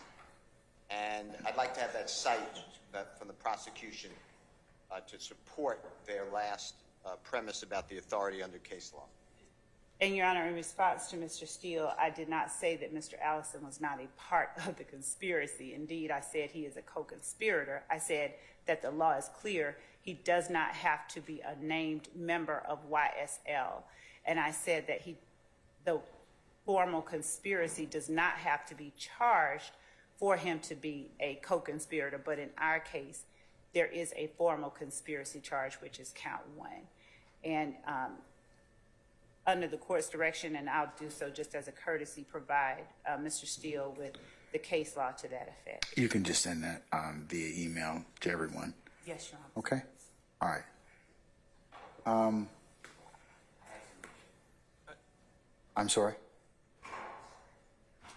I don't know if we're litigating this right now. I mean, the bottom line is, Your Honor, what the state's leaving out is the statement itself cannot... Which statement, sir? The statement that the state seeks to introduce, that they're labeling as a co-conspirator statement, cannot be the proof of the conspiracy, first of all. And second of all, the statement needs to be in furtherance of a conspiracy. So what I'm hearing is, from the state's recitation, is someone seeking bond money. I don't know how that would be in furtherance of any conspiracy. A man is in jail, wants to get out. I don't find that particularly unusual. But that's certainly not in furtherance of any conspiracy. Well, that's what the state, I think, is alleging as part of the conspiratorial. Right, but just because the state alleges it, conspiratorial conduct. Right, but just because the state says it doesn't make. But no, the jury has to hear it if it's admissible, and then they will decide that. Well, Your Honor needs to decide it first. Well, I know, but if I said if I allow it in terms of it being submitted to the jury in terms of admissibility, yes, then the jury will make a decision as to whether or not that case, that issue's been proven. But okay, I'll listen. I'm going to listen to it because I believe I was sent that PowerPoint. I was sent that PowerPoint, so I'll listen to it and in preparation of any further argument or assertion on that. Can I add one thing while you're listening to it to flag? Is that okay? Yes. I don't know who is going to, I don't remember the call with Mr. Allison and Mr. Stevens very clearly. I do know the other call with Mr. Murphy. But I heard that there may be coded language. I didn't hear anybody be qualified. I don't get any notice. Well, that's foundation, if they can lay it. And my objections based upon that is Mr. Stevens was a witness. He should have been asked this. Mr. Murphy was a witness. He's on the call. And now we're going totally, creating this, well, they're not here, but we're going to play their statements when we didn't even ask about it, didn't ask about prior inconsistent statements, didn't ask them whether they ever made these calls, and now all of a sudden they're popping up in our case. Yeah, what's the foundation state for the for these calls anyways? Because I agree, you probably would have had to confront at least both of them with these particular. Your Honor, if we were introducing them as prior inconsistent statements, but these calls are, one, they're not, they're not interviews, so there's no confrontation clause. These are co-conspirators. Mr. Murphy. So they're co-conspirator statements? Yes, and also, Your Honor, in addition to being co-conspirator statements, Your Honor, they are impeachment by contradiction, where both parties, Mr. Stevens and Mr. Murphy, claimed on the stand that they had cut ties and gone their separate ways from Jeffrey Williams by, I believe, early 2015, during the time that Donovan Thomas had been killed. And these calls impeach those assertions, and I will take the calls off of the PowerPoint and send them to everyone individually so that the court and everyone has ease of access. It is very clear, listening to the calls, Your Honor, that they... You'll send that as well as the case law you're relying upon on the co-conspirator statements. That would be helpful, and I will... one second.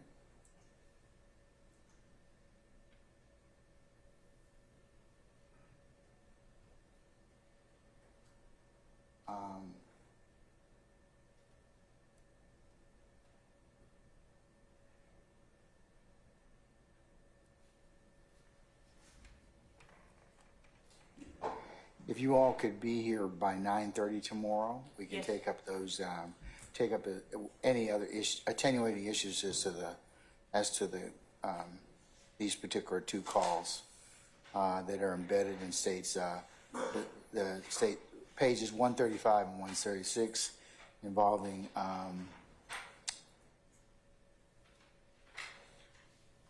Mr. Stevens' call to Mr. Allison in August of 2015 and Mr. Murphy's booking call to Erica. So I'll take up those. I have just another area of inquiry.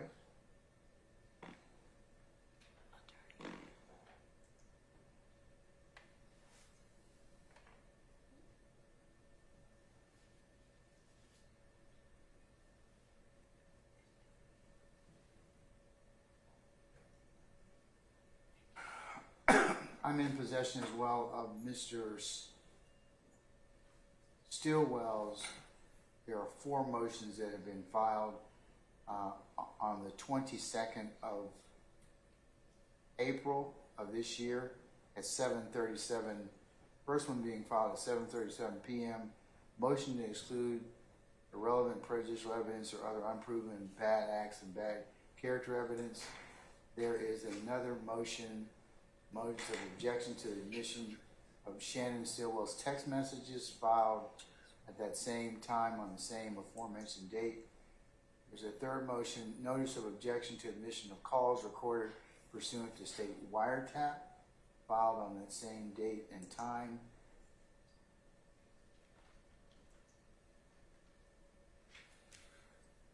And also, a notice of objection to admission of Shannon Stillwell's jail calls filed on that same date and aforementioned time. So those 4 motions.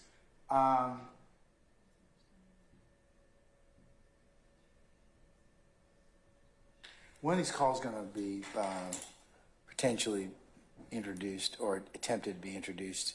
Your Honor, I believe most of the things that Mr. Sharp filed on behalf of Mr. Stillwell will not come up until we enter to the Shamel Drinks murder, which is towards the end of the state's case, Your Honor. So I think we have some period of time before these become ripe.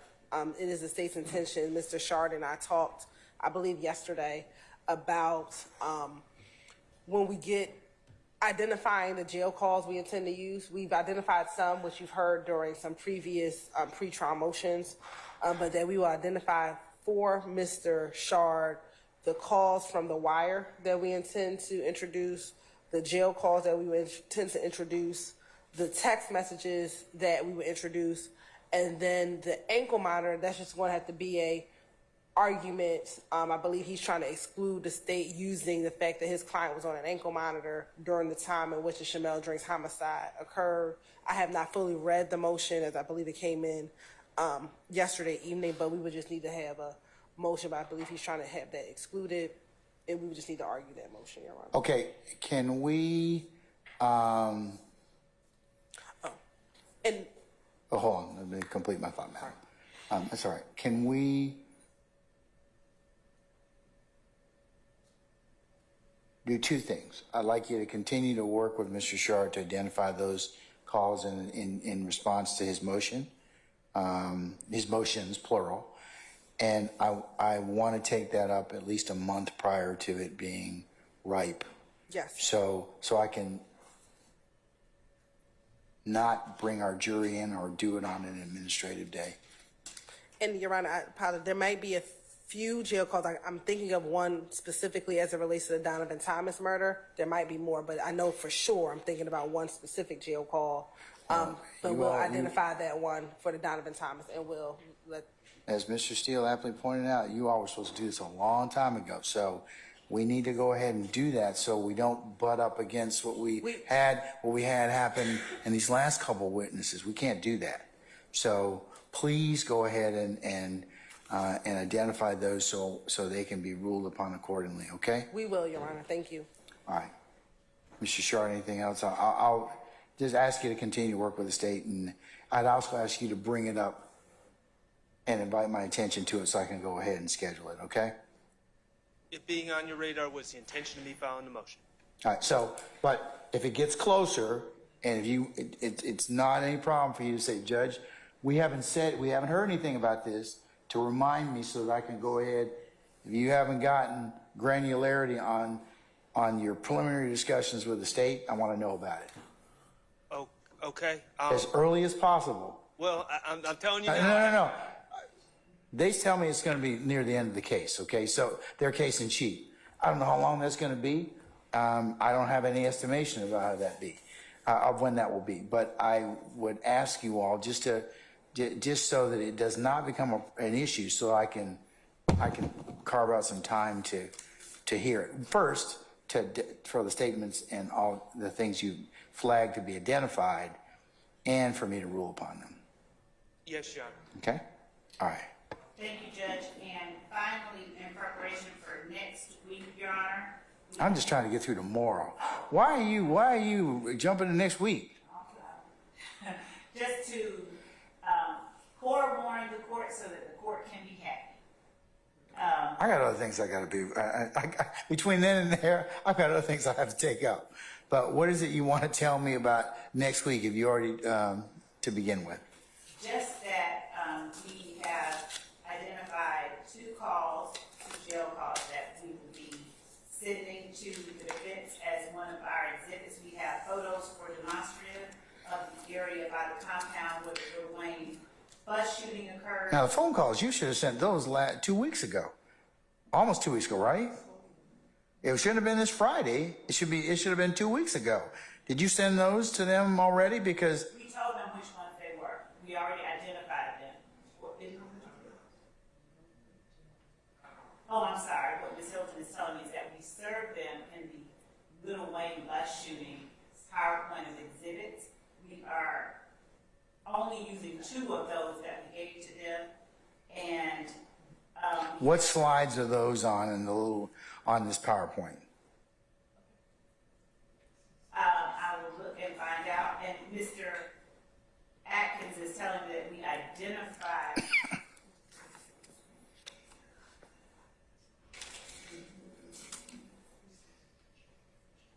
Okay. He identified them only as Jimmy Winfrey jail calls on the slide. On what date?